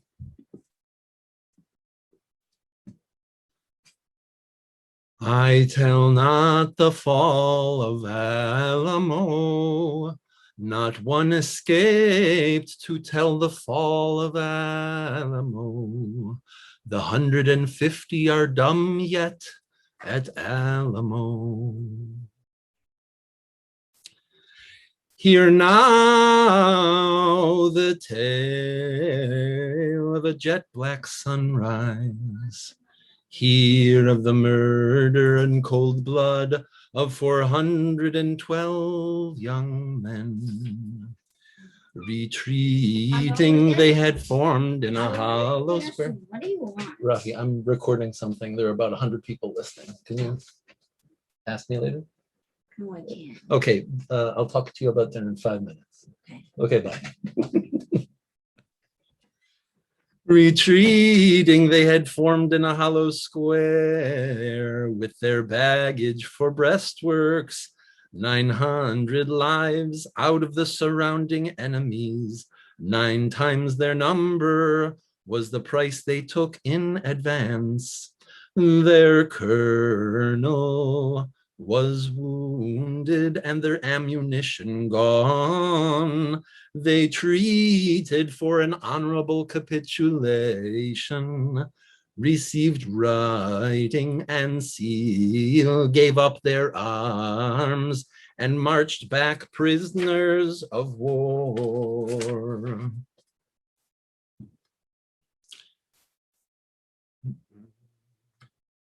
They were the glory of the race of rangers. Matchless with a horse, a rifle, a song, a supper, or a courtship.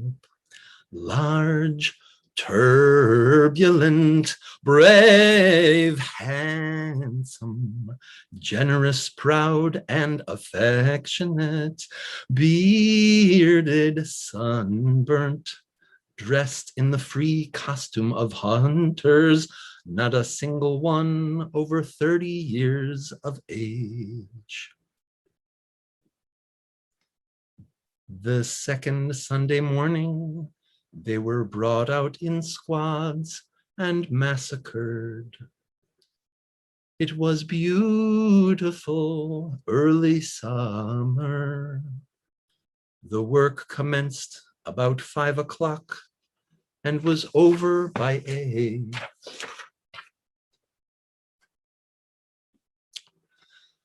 None obeyed the command to kneel. Some made a mad and helpless rush. Some stood stark and straight. A few fell at once, shot in the temple or heart. The living and dead lay together. The maimed and mangled dug in the dirt. The newcomers saw them there. Some half killed attempted to crawl away. These were dispatched with bayonets or battered with the blunts of muskets. A youth not 17 years old seized his assassin till 2 more came to release him. The 3 were all torn and covered with the boy's blood. At 11 o'clock began the burning of the bodies. And that is the tale of the murder of the 412 young men. And that was a jet black sunrise.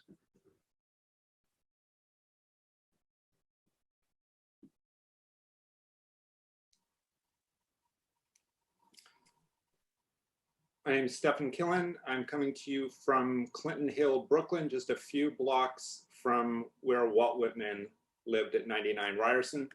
The image behind me is from a Tintin comic book that my young boys and I have read dozens of times.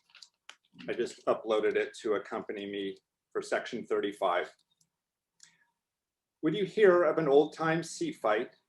Would you learn who won by the light of the moon and the stars? List to the yarn as my grandmother's father, the sailor, told it to me. Our foe was no skulk in his ship, I tell you, said he. His was the surly English pluck, and there is no tougher or truer, and never was, and never will be. Along the lowered eve, he came horribly raking us. We closed with him, the yards entangled, the cannon touched. My captain lashed fast with his own hands. We had received some 18-pound shots under the water. On our lower gun deck, 2 large pieces had burst at the first fire, killing all around and blowing up overhead. Fighting at sundown, fighting at dark, 10 o'clock at night, the full moon well up, our leaks on the gain, and 5 feet of water reported. The master at arms loosing the prisoners confined in the afterhold to give them a chance for themselves. The transit to and from the magazine is now stopped by the sentinels. They see so many strange faces, they do not know whom to trust. Our frigate takes fire. The other asks if we demand quarter, if our colors are struck and the fighting done. Now I laugh content, for I hear the voice of my little captain. We have not struck, he composedly cries. We have just begun our part of the fighting. Only 3 guns are in use. 1 is directed by the captain himself against the enemy's mainmast. 2, well served with grape and canister, silence his musketry and clear his decks. The tops alone second the fire of this little battery, especially the main top. They hold out bravely during the whole of the action. Not a moment's cease. The leaks gain fast on the pumps. The fire eats toward the powder magazine. One of the pumps has been shot away. It is generally thought we are sinking. Serene stands the little captain. He is not hurried. His voice is neither high nor low.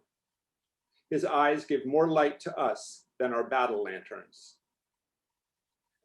Toward 12, there in the beams of the moon, they surrender to us.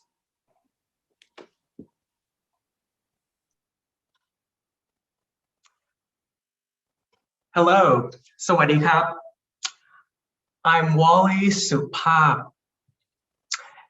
Like some of the preceding readings and in honor of Walt's global and universal appeal, this reading will also feature some multicultural and multilinguistic elements.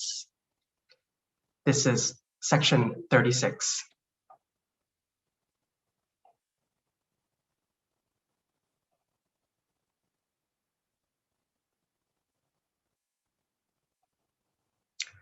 Stretched and still lies the midnight, 2 great halls motionless on the breast of the darkness, our vessel riddled and slowly sinking, preparations to pass to the one we have conquered. The captain on the quarterdeck coldly giving his orders through a countenance white as a sheet. "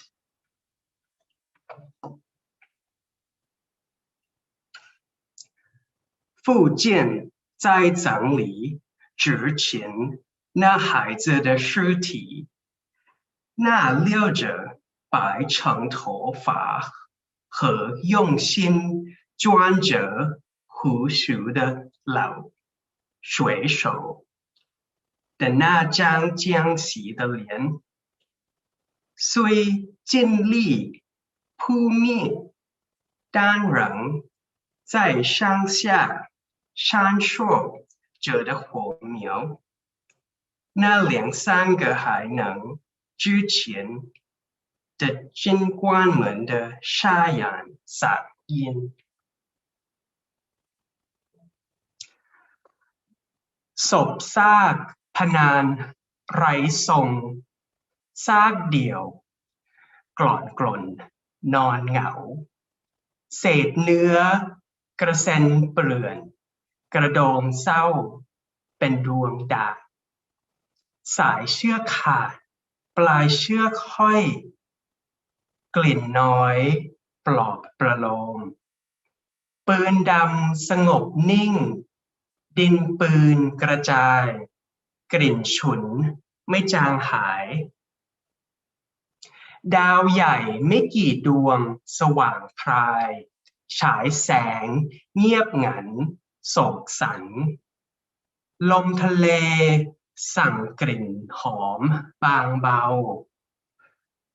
กรุ่นกลิ่นต้นหญ้ากรุ่นกลิ่นท้องทุ่งริมทะเลสารแห่งความตายกุมชะตาผู้รอดเสียงกรีดเฉือนของมีดหมอต่อด้วยเสียงครูดครืดของฟันเลื่อยเครือกกึกเลือดระลึกไหลสู่ลงพื้นเสียงหวีดร้องสั้นๆตามด้วยเสียงโอดครวญยาวนานก่อนจะเงียบไป一切就是这样一切已不可挽回นี่เช่นกันสิ่งเหล่านี้มิอาจเลือกคืน These so these irretrievable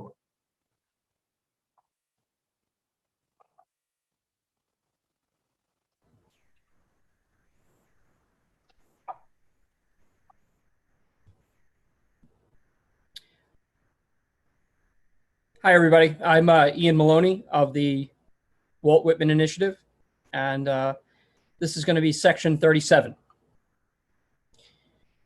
You laggards there on guard, look to your arms. In at the conquered doors they crowd. I am possessed. Embody all presences, outlawed or suffering. See myself in prison, shaped like another man, and feel the dull, unintermitted pain. For me, the keepers of convicts shoulder their carbines and keep watch. It is I, let out in the morning and barred at night. Not a mutineer walks handcuffed to jail, but I am handcuffed to him and walk by his side. I am less the jolly one there and more the silent one with sweat on my twitching lips. Not a youngster is taken for larceny, but I go up too and am tried and sentenced. Not a cholera patient lies at the last gasp, but I also lie at the last gasp. My face is ash-colored, my sinews gnarl. Away from me people retreat. Askers embody themselves in me, and I am embodied in them. I project my hat, sit shamefaced, and beg.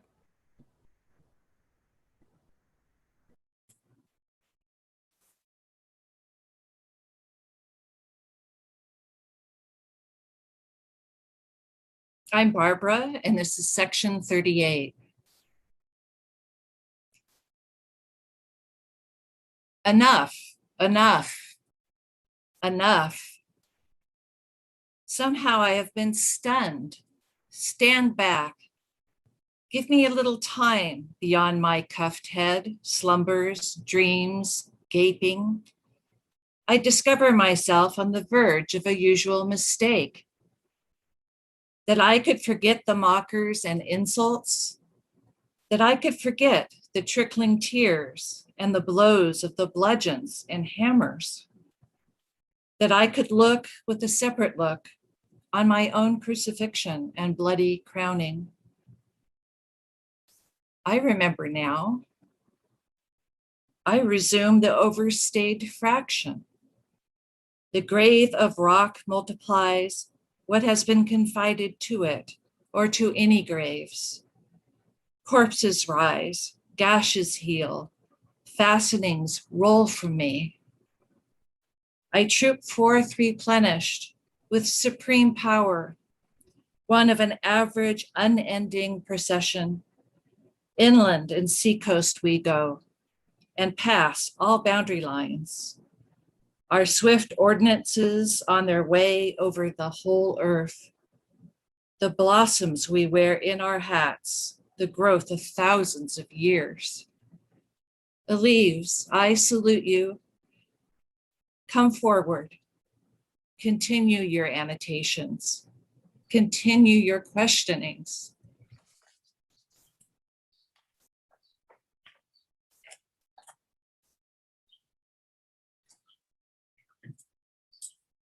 Hi, I'm Tim Tomlinson, in Bay Ridge, Brooklyn, about half a mile from the Statue of Liberty.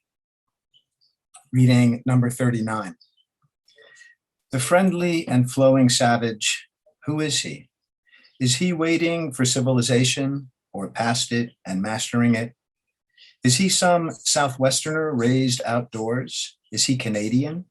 Is he from the Mississippi country, Iowa, Oregon, California, the mountains, prairie life, bush life, or sailor from the sea?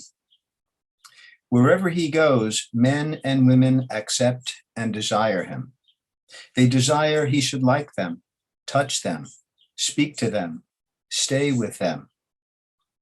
Behavior lawless as snowflakes, words simple as grass, uncombed head, laughter and naivete, slow stepping feet, common features, common modes and emanations, they descend in new forms from the tips of his fingers. They are wafted with the odor of his body or breath. They fly out of the glance of his eyes.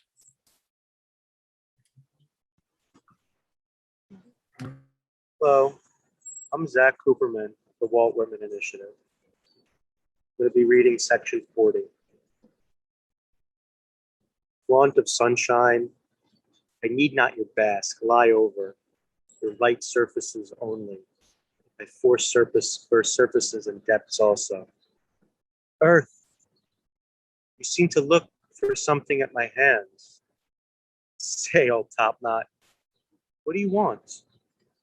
Man or woman, I might tell how I like you, but cannot. I might tell what it is in me and what it is in you, but cannot. And might tell that pining I have, that pulse of my night and days. Behold, I do not give lectures or little charity, but when I give myself. Pew there, impotent, loosen the knees, open your scarf chops till I blow grit within you. Spread your palms and lift the flaps of your pockets. I am not to be denied, I compel. I have sores plenty and to spare. And anything I have, I bestow. I do not ask you who you are. That is not important to me. You can do nothing and be nothing, but what I will enfold you. To cotton field drudge or cleaner of privies I lean. On his right cheek I put the family kiss. And in my soul I swear I never will deny him. On woman fit for conception I start bigger and nimbler babes. This day I am jetting the stuff of far more arrogant republics. To anyone dying, thither I speed and twist the knob of the door. Turn the bedclothes towards the foot of the bed. Let the physician and the priest go home. I seize the descending man and rise with him, resistless will. Oh, despair, here is my neck. By God, you shall not go down. Hang your whole weight on me. I dilate with you tremendous breath. I buoy you up. Every room of the house do I fill with an armed force. Lovers of me, bafflers of graves.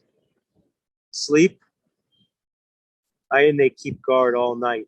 No, not doubt, not decease, shall dare lay finger upon you. I have embraced you, and henceforth possess you to myself. And when you rise in the morning, you will find what I tell you is so. Thank you very much, everyone. See you all next year in person.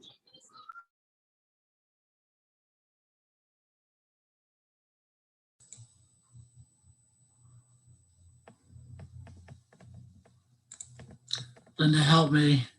Shit. Linda? Linda? Shit, I undid video. You're on, Jay. Am I on? Okay.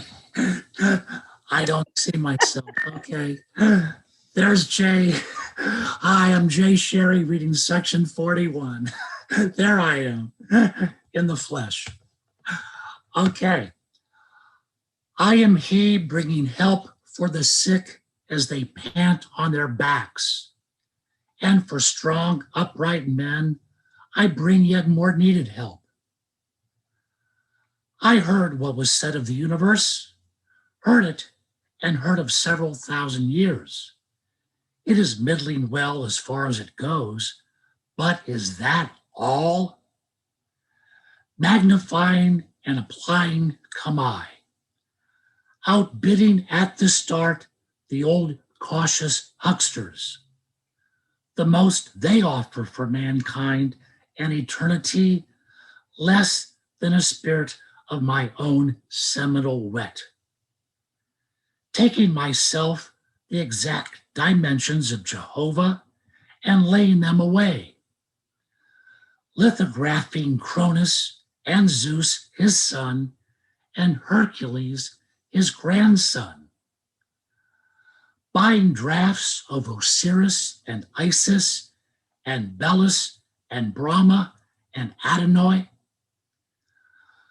in my portfolio placing Manitou loose and Allah on a leaf and the crucifix engraved, with Odin and the hideous-faced Mixitli and all idols and images, honestly taking them all for what they are worth and not a cent more.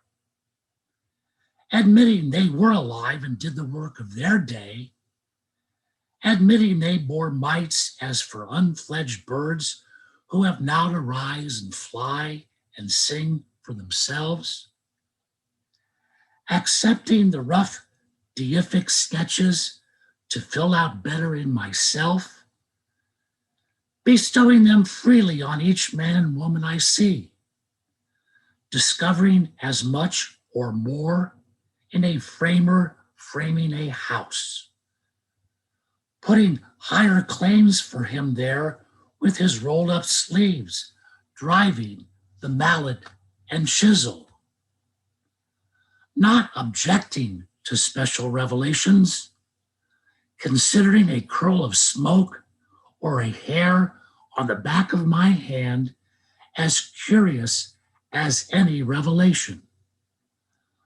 Those a hold of fire engines and hook and ladder ropes, more to me than the gods of the antique wars. Minding their voices peal through the crash of destruction, their brawny limbs passing safe over char lathes, their white foreheads whole and unhurt out of the flames. By the mechanic's wife with her babe at her nipple interceding for every person born. 3 sighs at harvest whizzing in a row from 3 lusty angels with shirts bagged out at their waists. The snag-toothed hustler with red hair redeeming sins past and to come. Selling all he possesses and traveling on foot to fee lawyers for his brother and sit by him while he is tried for forgery. What was strewn in the amplest strewing, the square rod about me, and not filling the square rod then. The bull and the bug never worshipped half enough. Dung and dirt more admirable than was dreamed. The supernatural of no account. Myself waiting my time to be one of the supremes. The day getting ready for me when I shall do as much good as the best and be as prodigious. Guessing when I am, it will not tickle me much to receive puffs out of pulpit or print. By my life lumps, becoming already a creator, putting myself here and now to the ambush womb of the shadows.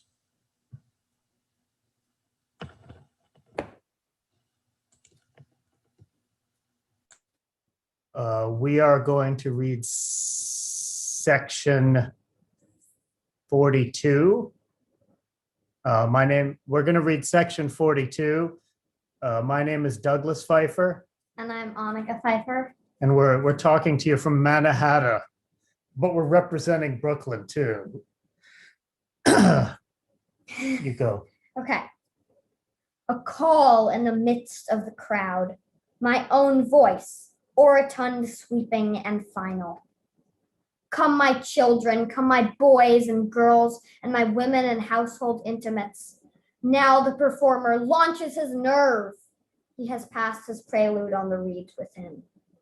Easily written and loose-fingered chords, I feel the thrum of their climax and close. My head evolves on my neck. Music rolls, but not from the organ. Folks around me, but they are no household of mine. Ever the hard and unsunk ground, ever the eaters and drinkers, ever the upward and downward sun, ever the air and the ceaseless tides, ever myself and my neighbors, refreshing and wicked and real, ever the old inexplicable query, ever that thorned thumb, that breath of itches and thirsts, ever the vexer's hoot, till we find where the sly one hides and bring them forth. Ever love, ever the sobbing liquid of life, ever the bandage under the chin, ever the trestles of death.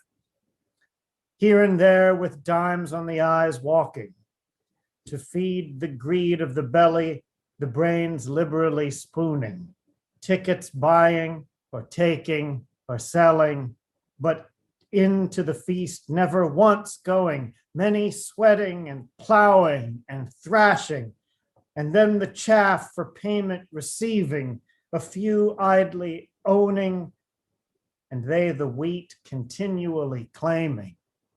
This is the city, and I am one of the citizens. Whatever interests the rest interests me.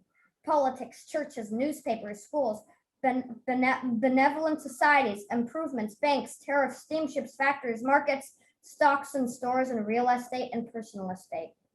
They who piddle and patter here in collars and tailcoats, I'm aware who they are, and that they are not worms or fleas. I acknowledge the duplicates of myself under all the scrape-lipped and pipe-led concealments. The weakest and shallowest is deathless with me. What I do and say, same waits for them. Every thought that flounders in me and the same flounders in them. I know perfectly well my own egotism and know my omnivorous words and cannot say any less, and would fetch you, whoever you are, flush with myself. My words are words of questioning and to indicate reality. This printed, bound book, But the printer and the printing office girl, the marriage estate and settlements, but the body and mind of the bridegroom, also those of the bride, the panorama of the sea, but the sea itself, the well-taken photographs, but your wife or friend close and solid in your arms, the fleet of ships of the line and all the modern improvements, but the craft and pluck of the admiral, the dishes and fare and furniture, but the host and hostess and the look out of their eyes, the sky up there, yet here or next door or across the way, the saints and sages in history, but you yourself, sermons and creeds and theology, but the human brain, and what is called reason, and what is called love, and what is called life.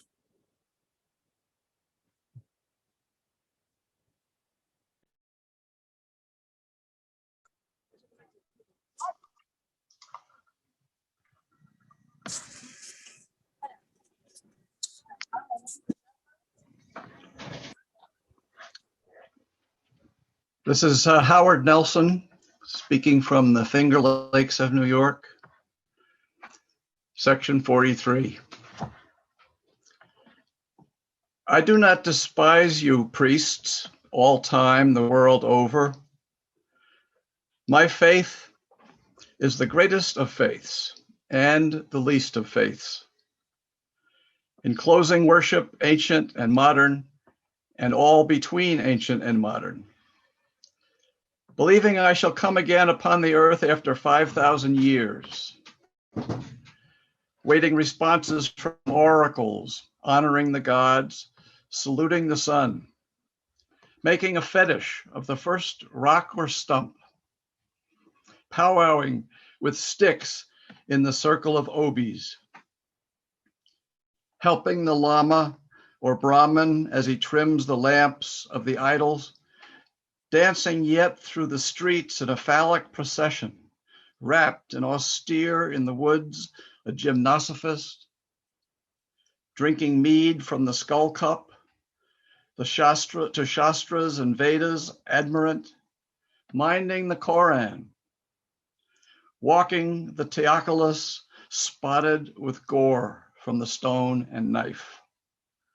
Beating the serpent skin drum, accepting the Gospels, accepting him that was crucified, knowing assuredly that he is divine, to the Mass kneeling, or the Puritan's prayer, rising, or sitting patiently in a pew, ranting and frothing in my insane crisis, or waiting dead-like till my spirit arouses me.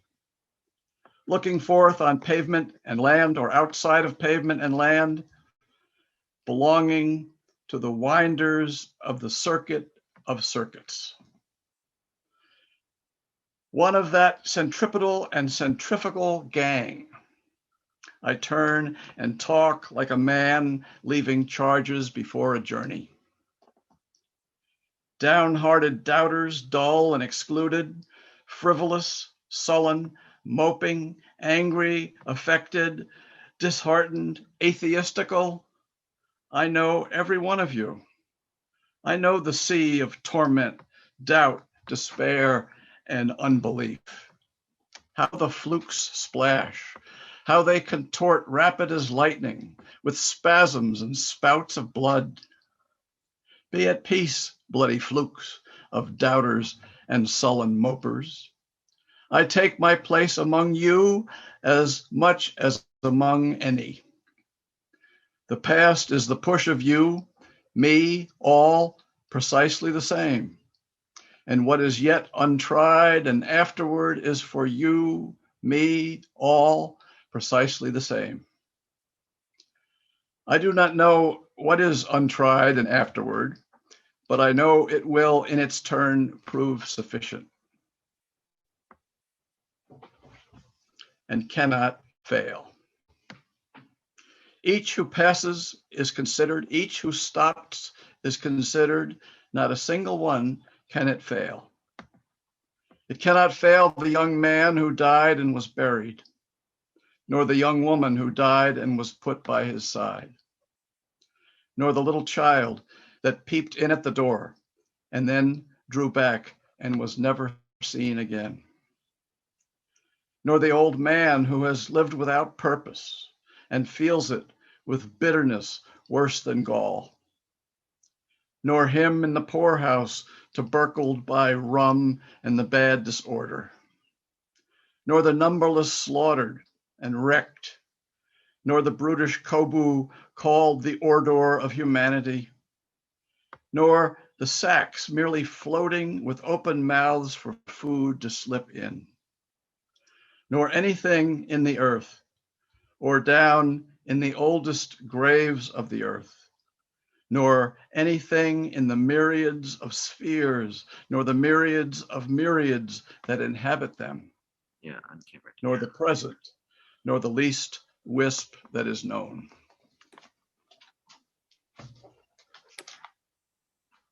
This is Ted and Freddie coming at you from South County, Rhode Island, reading from another Rockwell Kent illustrated book. It is time to explain myself. Let us stand up. What is known, I strip away. I launch all men and women forward with me into the unknown. The clock indicates the moment, but what does eternity indicate? We have thus far exhausted trillions of winters and summers. There are trillions ahead and trillions ahead of them. Births have brought us richness and variety, and other births will bring us richness and variety. I do not call one greater and one smaller. That which fills its period and place is equal to any. Were mankind murderous or jealous upon you, my brother, my sister? I'm sorry for you. They are not murderous or jealous upon me. All have been gentle with me. I keep no account with lamentation. What have I to do with lamentation? I am an acme of things accomplished, and I an encloser of things to be. My feet strike an apex of the apices of the stairs. On every step, bunches of ages and larger bunches between the steps, all below duly traveled, and still I mount and mount. Rise after rise bow the phantoms behind me. Afar down I see the huge first nothing. I know I was even there. I waited unseen and always and slept through the lethargic mist and took my time and took no hurt from the fetid carbon. Long I was hugged close, long and long. Immense have been the preparations for me. Faithful and friendly the arms that have helped me. Cycles ferried my cradle, rowing and rowing like cheerful boatmen. For room to me, stars kept aside in their own rings. They sent influences to look after what was to hold me. Before I was born out of my mother, generations guided me. My embryo has never been torpid. Nothing could overlay it. For it, the nebula cohered to an orb. The long, slow strata piled to rest it on. Vast vegetables gave it sustenance. Monstrous sauroids transported it in their mouths and deposited it with care. All forces have been steadily employed to complete and delight me. Now on this spot, I stand with my robust soul.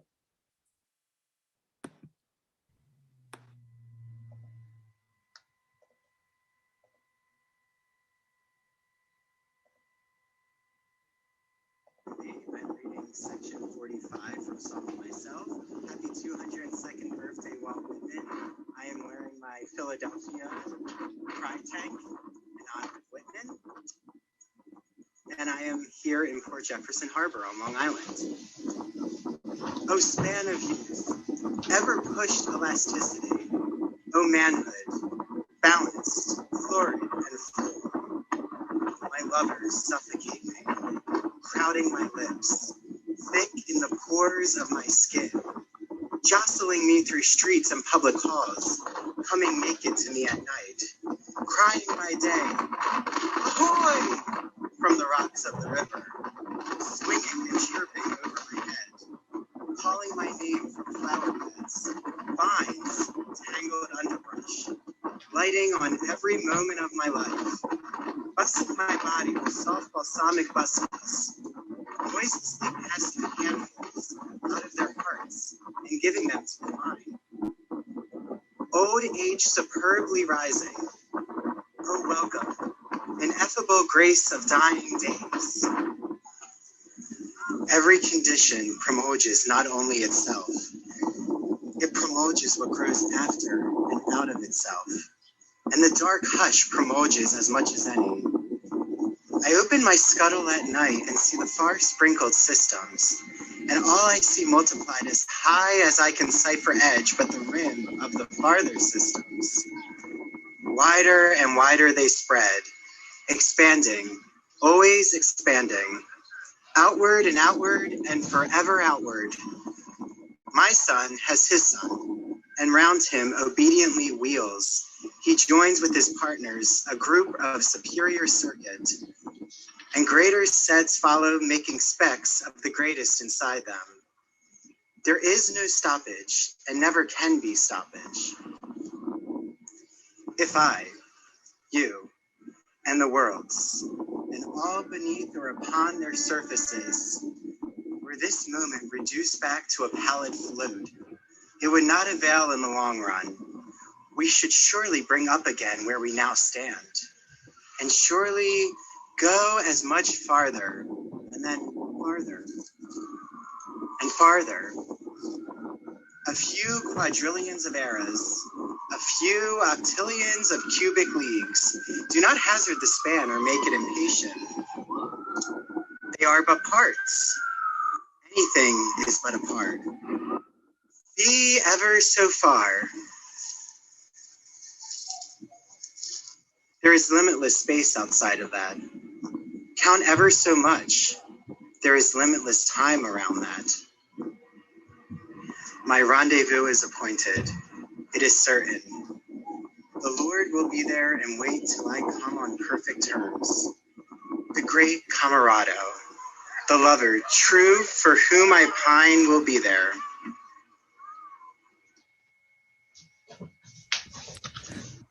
I'm Jordan Boncourt, and I'm joining you from Toronto, Canada. I'll be reading section 46.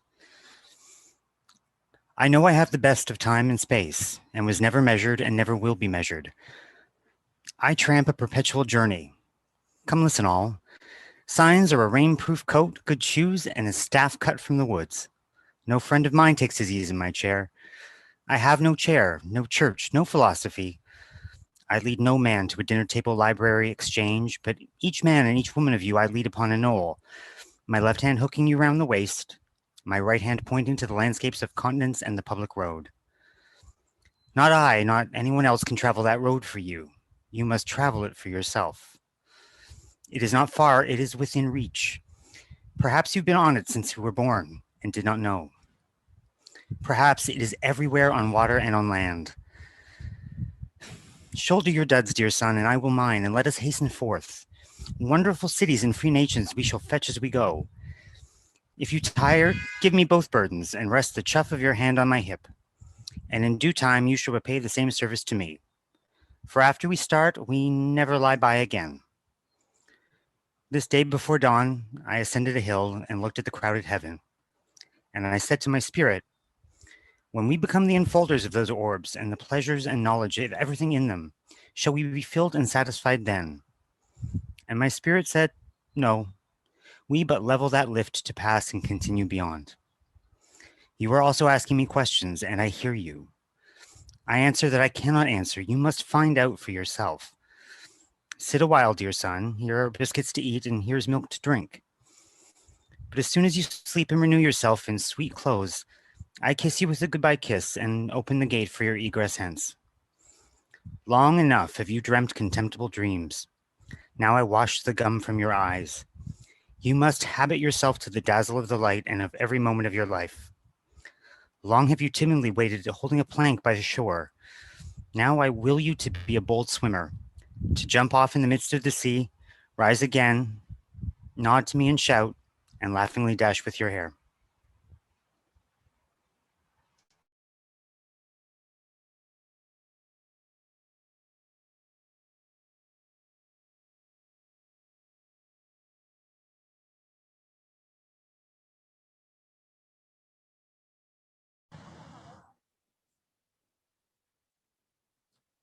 Hello, this is Mark Jackett coming to you from Port Jefferson, New York, probably about a quarter mile away from where Andrew just did his reading of section 45.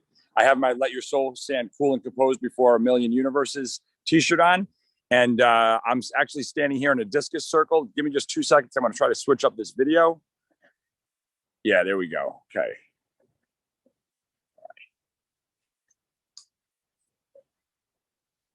Got me? All right. So I want to thank Karen and everyone from the initiative for this opportunity. It's always so much fun. Can't wait to see everybody back in Brooklyn next year. Also want to congratulate the awesome Caitlin Shea from the Walt Whitman Birthplace for winning the poster contest. And this year I did not request a specific section. I just said, whatever, give me whatever you got. And by coincidence, I was given section 47, the first line of which is, I am the teacher of athletes. and I am the teacher of athletes. I coach cross country and track. And the second line is, he that by me spreads a wider breast than my own proves the width of my own. And I actually coach and track shot put and discus. And at the end of a shot put throw or discus throw, the thrower wants his chest to be spread really broad and wide. So it's a perfect line. Here we go. Section 47. I am the teacher of athletes. He that by me spreads a wider breast than my own proves the width of my own. He most honors my style, who learns to under it to destroy the teacher. The boy I love, the same becomes a man, not through derived power, but in his own right. Wicked rather than virtuous out of conformity or fear. Fond of his sweetheart, relishing well his steak. Unrequited love or a slight, cutting him worse than sharp steel cuts. First rate to ride, to fight, to hit the bullseye, to sail a skiff, to sing a song or play on the banjo. Preferring scars and the beard and faces pitted with smallpox over all latherers, and those well tanned to those that keep out of the sun. I teach straying from me, yet who can stray from me? I follow you, whoever you are, from the present hour. My words itch at your ears until you understand them. I do not say these things for $1 or to fill up the time while I wait for a boat. It is you talking just as much as myself. I act as the tongue of you. Tied in your mouth, in mine it begins to be loosened. I swear I will never again mention love or death inside a house. And I swear I will never translate myself at all, only to him or her who privately stays with me in the open air. If you would understand me, go to the heights or water shore. The nearest gnat is an explanation, and a drop or motion of waves a key. The maul, the oar, the handsaw, second my words. No shuttered room or school can commune with me, but roughs and little children better than they. The young mechanic is closest to me, he knows me well. The woodman that takes his axe and jug with him shall take me with him all day. The farm boy plowing in the fields feels good at the sound of my voice. In vessels that sail, my words sail. I go with fishermen and seamen and love them. The soldier camped or upon the march is mine. On the night ere the pending battle, many seek me, and I do not fail them. On that solemn night, it may be their last, those that know me seek me. My face rubs to the hunter's face when he lies down alone in his blanket. The driver thinking of me does not mind the jolt of the wagon. The young mother and old mother comprehend me. The girl and the wife rest the needle a moment and forget where they are. They and all would resume what I have told them.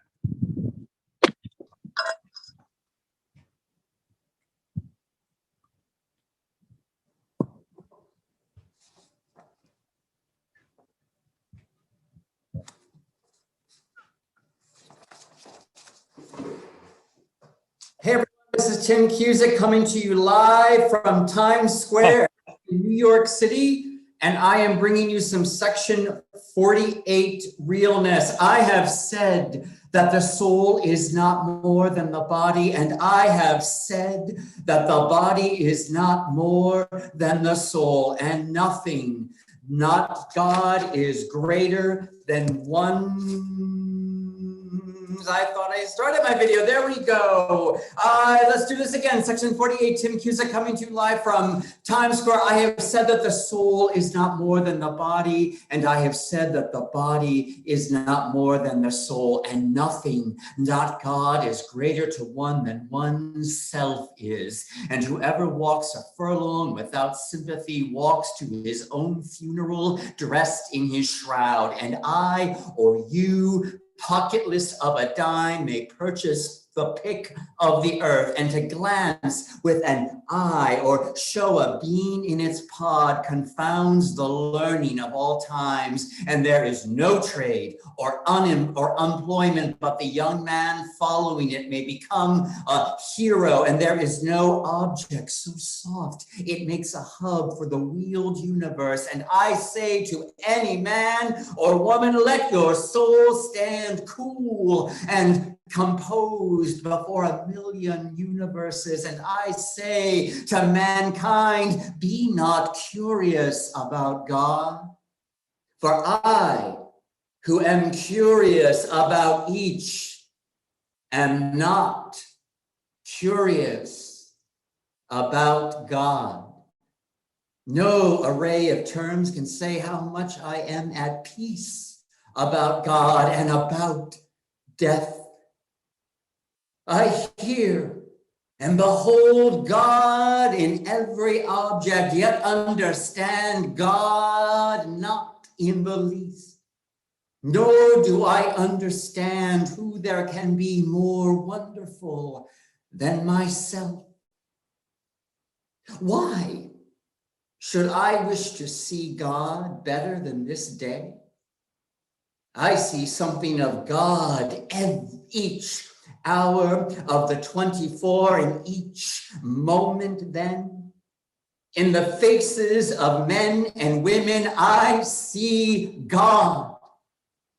And in my own face, in the glass, I find letters from God dropped in the street, and every one of them signed by God's name, and I leave them where they are, for I know that wheresoever I go, others will punctually come forever and ever.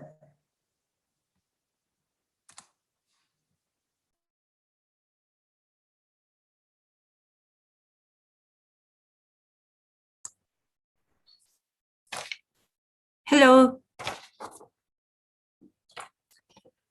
My name is Teruko from Tokyo.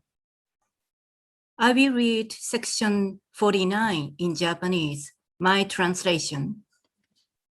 そしてあなた死よ、死すべき定めをもたらすあなたのむごい抱擁よ。私を驚かせようとしても無駄だ。ひるむことなく3回が仕事に取り掛かる。私の目には最初の切り札を持つ手が押し出し、受け取り、支えるのが見える。私は見事でしなやかなドアの敷居のそばに寄りかかって、現れ出る様に目を見張り、抜け出してほっとする様に目を見張る。そして、あなた亡骸よ。私はあなたを良い肥料だと思い、あなたのせいで不快になったりしない。私は白バラが甘く咲き匂うのを嗅ぐ心地で、葉っぱのような唇に手を伸ばし、メロンのように艶やかな乳房に手を伸ばす。そしてあなた、生よ。私はあなたはたくさんの死の残り物だと思う。疑いようもなく、私自身だって1万回は死んだことがある。私の耳には、あなたたちが囁きかけているのが聞こえる。ああ、天上の星々よ。ああ、太陽たちよ。ああ、墓場の草よ。ああ、無限に続く浄土と促進よ。あなたたちが何も語らないなら、私が何を語れよう。秋の森に潜む濁った池の、風でそよぐ黄昏の急勾配を降りていく月の、揺れ動け、昼と黄昏のひらめきよ。揺れ動け、不食土の中で朽ちる黒い幹の上で。揺れ動け、枯れた大枝がブツブツ嘆く声に向かって。私は月から昇っていく。私は夜から昇っていく。私には青ざめた明滅が昼の日光の反射だと分かり、大小さまざまな子孫から不動の中心に向かって進み出る。Thank you.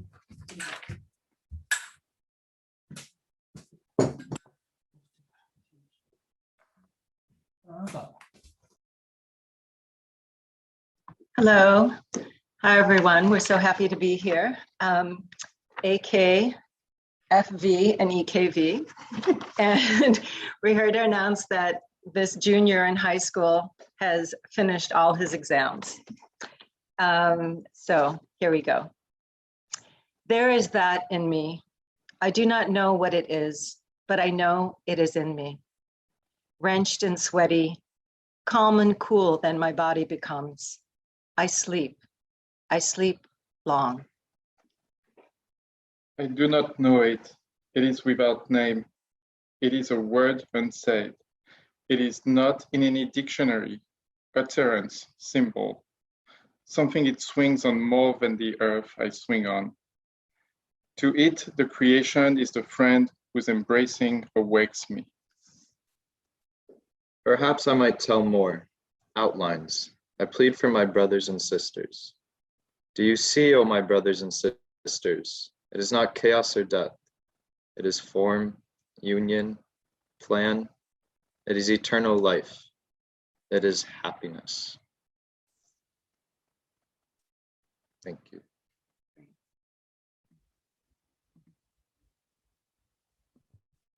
Hello. I am Tristan Pullen. I am one of the members of the Walt Whitman Initiative, and I'll be reading section 51. I would like to dedicate this reading to Sarah Brown, my graduate advisor at the University of Memphis. Thank you for getting me across that stage in May. Thank you for teaching me to embrace my contradictions. And thank you for urging me to accept the power and artistry in containing multitudes. The past and present wilt, and I filled them, emptied them, and processed to feel my next fold of the future. Listener up there, what have you to confide to me? Look in my face while I snuff the saddle of evening. Talk honestly. No one else hears you, and I only stay a minute longer. Do I contradict myself? Very well, then I contradict myself. I am large, and I contain multitudes. I concentrate toward them that are nigh. I wait on the door slab. Who has done his day's work? Who will soonest be through with his supper? Who wishes to walk with me? Will you speak before I am gone? Or will you prove already too late? It is also my honor to play the video and introduce Rosanna Cash. Let me get it going. Here we go. And she will be reading section 52. The spotted hawk swoops by and accuses me. He complains of my gab and my loitering. I too am not a bit tamed. I too am untranslatable. I sound my barbaric yawp over the roofs of the world. The last scud of day holds back for me. It flings my likeness after the rest, and true as any on the shadowed wild, it coaxes me to the vapor and the dusk. I depart as air. I shake my white locks at the runaway sun. I effuse my flesh in eddies and drift it in lacy jags. I bequeath myself to the dirt to grow from the grass I love. If you want me again, look for me under your boot soles. You will hardly know who I am or what I mean, but I shall be good health to you nevertheless, and filter and fiber your blood. Failing to fetch me at first, keep encouraged. Missing me one place, search another. I stop somewhere waiting for you. Oh, you everybody, would you like to unmute and just give a hoot and holler? Yeah.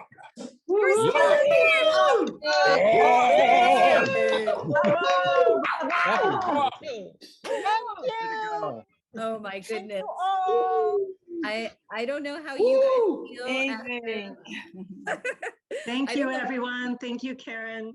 Thank you, Yeah, Karen. thank you for organizing this. Jesse, Tristan. Thank Andrew, you, my everyone. gosh, it was amazing. Thank you, Karen. Thank you, Tristan and everyone. Thanks. Thanks, everybody. Thanks, Karen.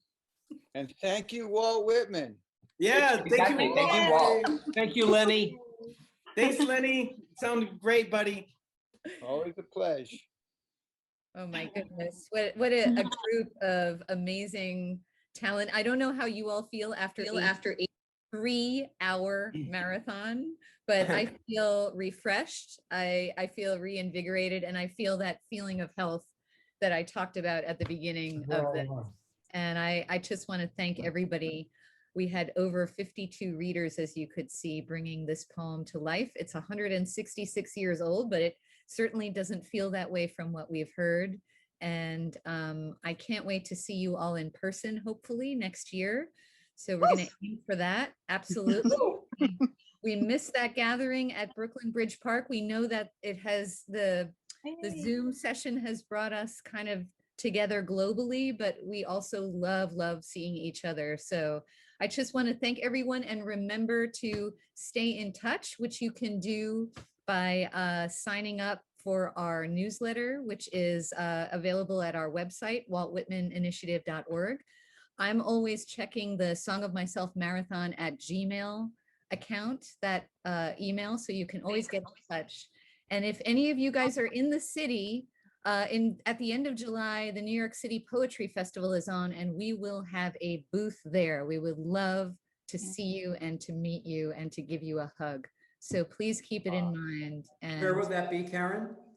that is on Governor's Island, I think, this year. New York City Poetry Festival, which is just such a lovely gathering of artists and poets and organizations that believe in the kind of thing that you and us, we're all doing.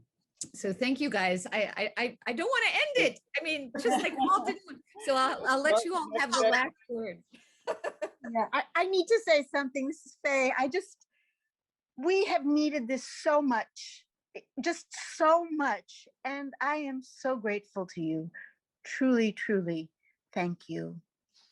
Well, Faye, we couldn't even do it without you. And if you guys remember how Faye recites in person, I mean, she's already bouncing off the Zoom screen. In person, Faye is spectacular.